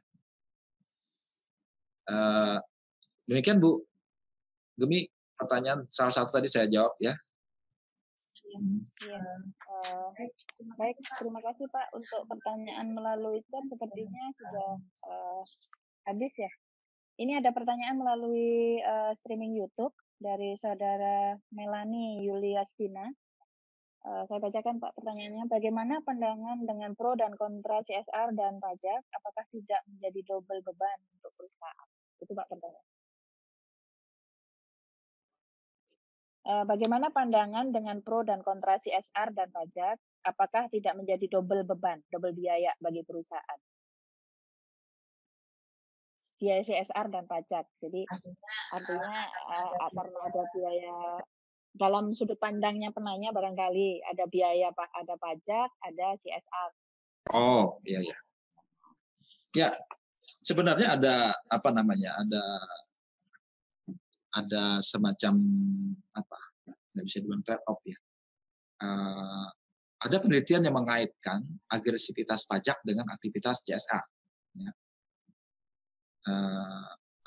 Perusahaan bisa mengurangi pajak dengan memperbanyak aktivitas CSR-nya, karena apa namanya ada yang bisa diakui secara pajak, ada yang tidak ya. Cuman masalahnya itu ya, perusahaan tidak bisa mengakui aktivitas CSR itu sebagai pengurang pajak, masalahnya ya. Mohon dikoreksi Bu kalau salah. Cuman kalau biaya sumbangan kan seingat saya tidak boleh diakui sebagai pengurang pajak. Nah, karena kebanyakan aktivitas CSR berkaitan dengan sumbangan, ya program bina lingkungan itu kan sumbangan, kemitraan, kemitraan tuh dana diputar dan sebagainya, dana operasional nggak boleh juga dikurangkan sebagai beban perusahaan. Ya. Nah, di banyak penelitian itu dikaitkannya begini ya, apa namanya, perusahaan yang agresif secara pajak mungkin dia tidak melakukan juga aktivitas CSR yang banyak karena dia berusaha menekan biaya sekecil mungkin. Ya. Karena biaya CSR nggak bisa dipakai sebagai pengurang penghasilan kena pajak. Nah itu ya. Penelitian yang ada itu mengaitkan bahwa mereka yang agresif akan juga punya CSR yang kecil. Ya. CSR yang kecil. Agresif dia berusaha meminimalkan biaya pajak secara legal dalam aturan tertentu, dan akibatnya ini apa? Disinsentif untuk melakukan CSR. Itu yang bisa saya jawab ya,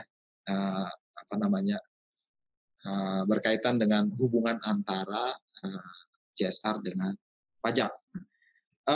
Kebijakan beberapa pemerintah itu merelaksasi aturan pengurang pajak tadi. Ini saya bilang tadi disinsentif ya. Beberapa pemerintah di beberapa negara itu mendorong CSR banyak dilakukan dengan boleh mengurangkan sebagai pengurang pajak. Itu bisa jadi ya.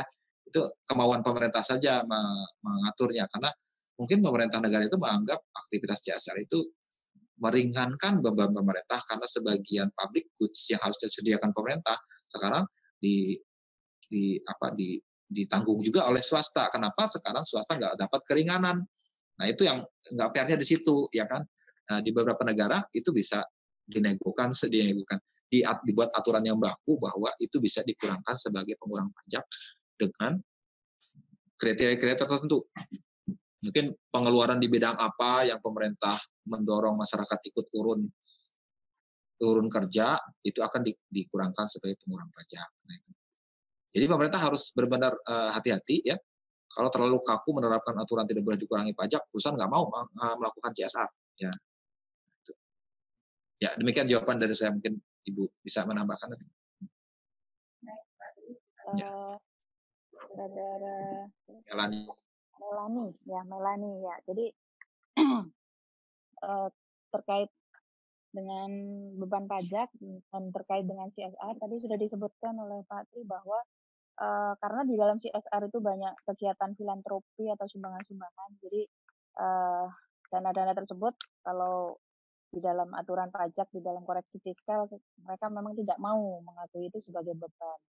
Tetapi di sini ada Ditjen Pajak itu ada informasi bahwa DCP itu bisa sebetulnya mengurangkan dari kegiatan CSR. Jadi biaya-biaya yang masuk di dalam kegiatan CSR itu dikurangkan terhadap penghasilan bruto atau yang masuk sebagai tax deductible, ya, tetapi hanya untuk kegiatan tertentu, tidak semuanya gitu ya. Jadi memang kan kegiatan CSR kan elemennya banyak gitu ya, elemennya banyak. Jadi dia ada bangun sarana prasarana, peningkatan ekonomi, ya. Jadi misalnya kegiatan pelatihan, kemudian ada yang memang murni sumbangan terhadap bencana alam atau untuk perbaikan lingkungan. Jadi nanti ada aturan bahwa dari komponen-komponen yang masuk di dalam biaya CSR itu bisa sebagai pengurang dari beban pajak. Ya. Tetapi itu akan diatur sesuai dengan yang diatur dalam Undang-Undang Nomor 36 Tahun 2008 tentang PH. Jadi bisa disesuaikan. Bukan berarti tidak diakui semuanya, tidak seperti itu. Dan mungkin itu penyebabnya kenapa tadi ada yang ditanyakan oleh yang sebelumnya bahwa kenapa perusahaan itu sering biaya CSR-nya kecil. Nah, barangkali itu penyebabnya karena mereka merasa tidak mau sebagai pengurang pajak gitu. Artinya tidak mau sebagai pengurang biaya dibebankan sebagai biaya sehingga laba kan jadi besar. Kalau laba besar berarti pajaknya juga besar. Sehingga kadang dari pemerintah juga tidak ada aturan bahwa minimal atau besaran yang harus dialokasikan untuk CSR berapa sehingga ya perusahaan kecil aja dibebankan gitu karena tidak ada kompensasi ke pajaknya. Mungkin itu penyebabnya, karena aturannya belum baku di Indonesia mengenai besaran biaya CSR. Mungkin itu Pak yang bisa saya tambahkan. Ya. Sepertinya pertanyaan selanjutnya sudah nggak ada Pak ya, dan waktunya sudah jam 11 ya. Jadi alhamdulillah hari ini sudah kita bahas dan kupas tuntas tentang materi perkembangan terkini topik-topik penelitian akuntansi. Hari ini tentang sustainability report dan CSR. Kemudian juga banyak input maupun pertanyaan. Mudah-mudahan yang berpartisipasi hari ini memperoleh wawasan atau wacana ya terkait terutama untuk mahasiswa yang mau mengambil penelitian, baik mahasiswa S1, S2 ya yang ikut berpartisipasi hari ini. Terima kasih untuk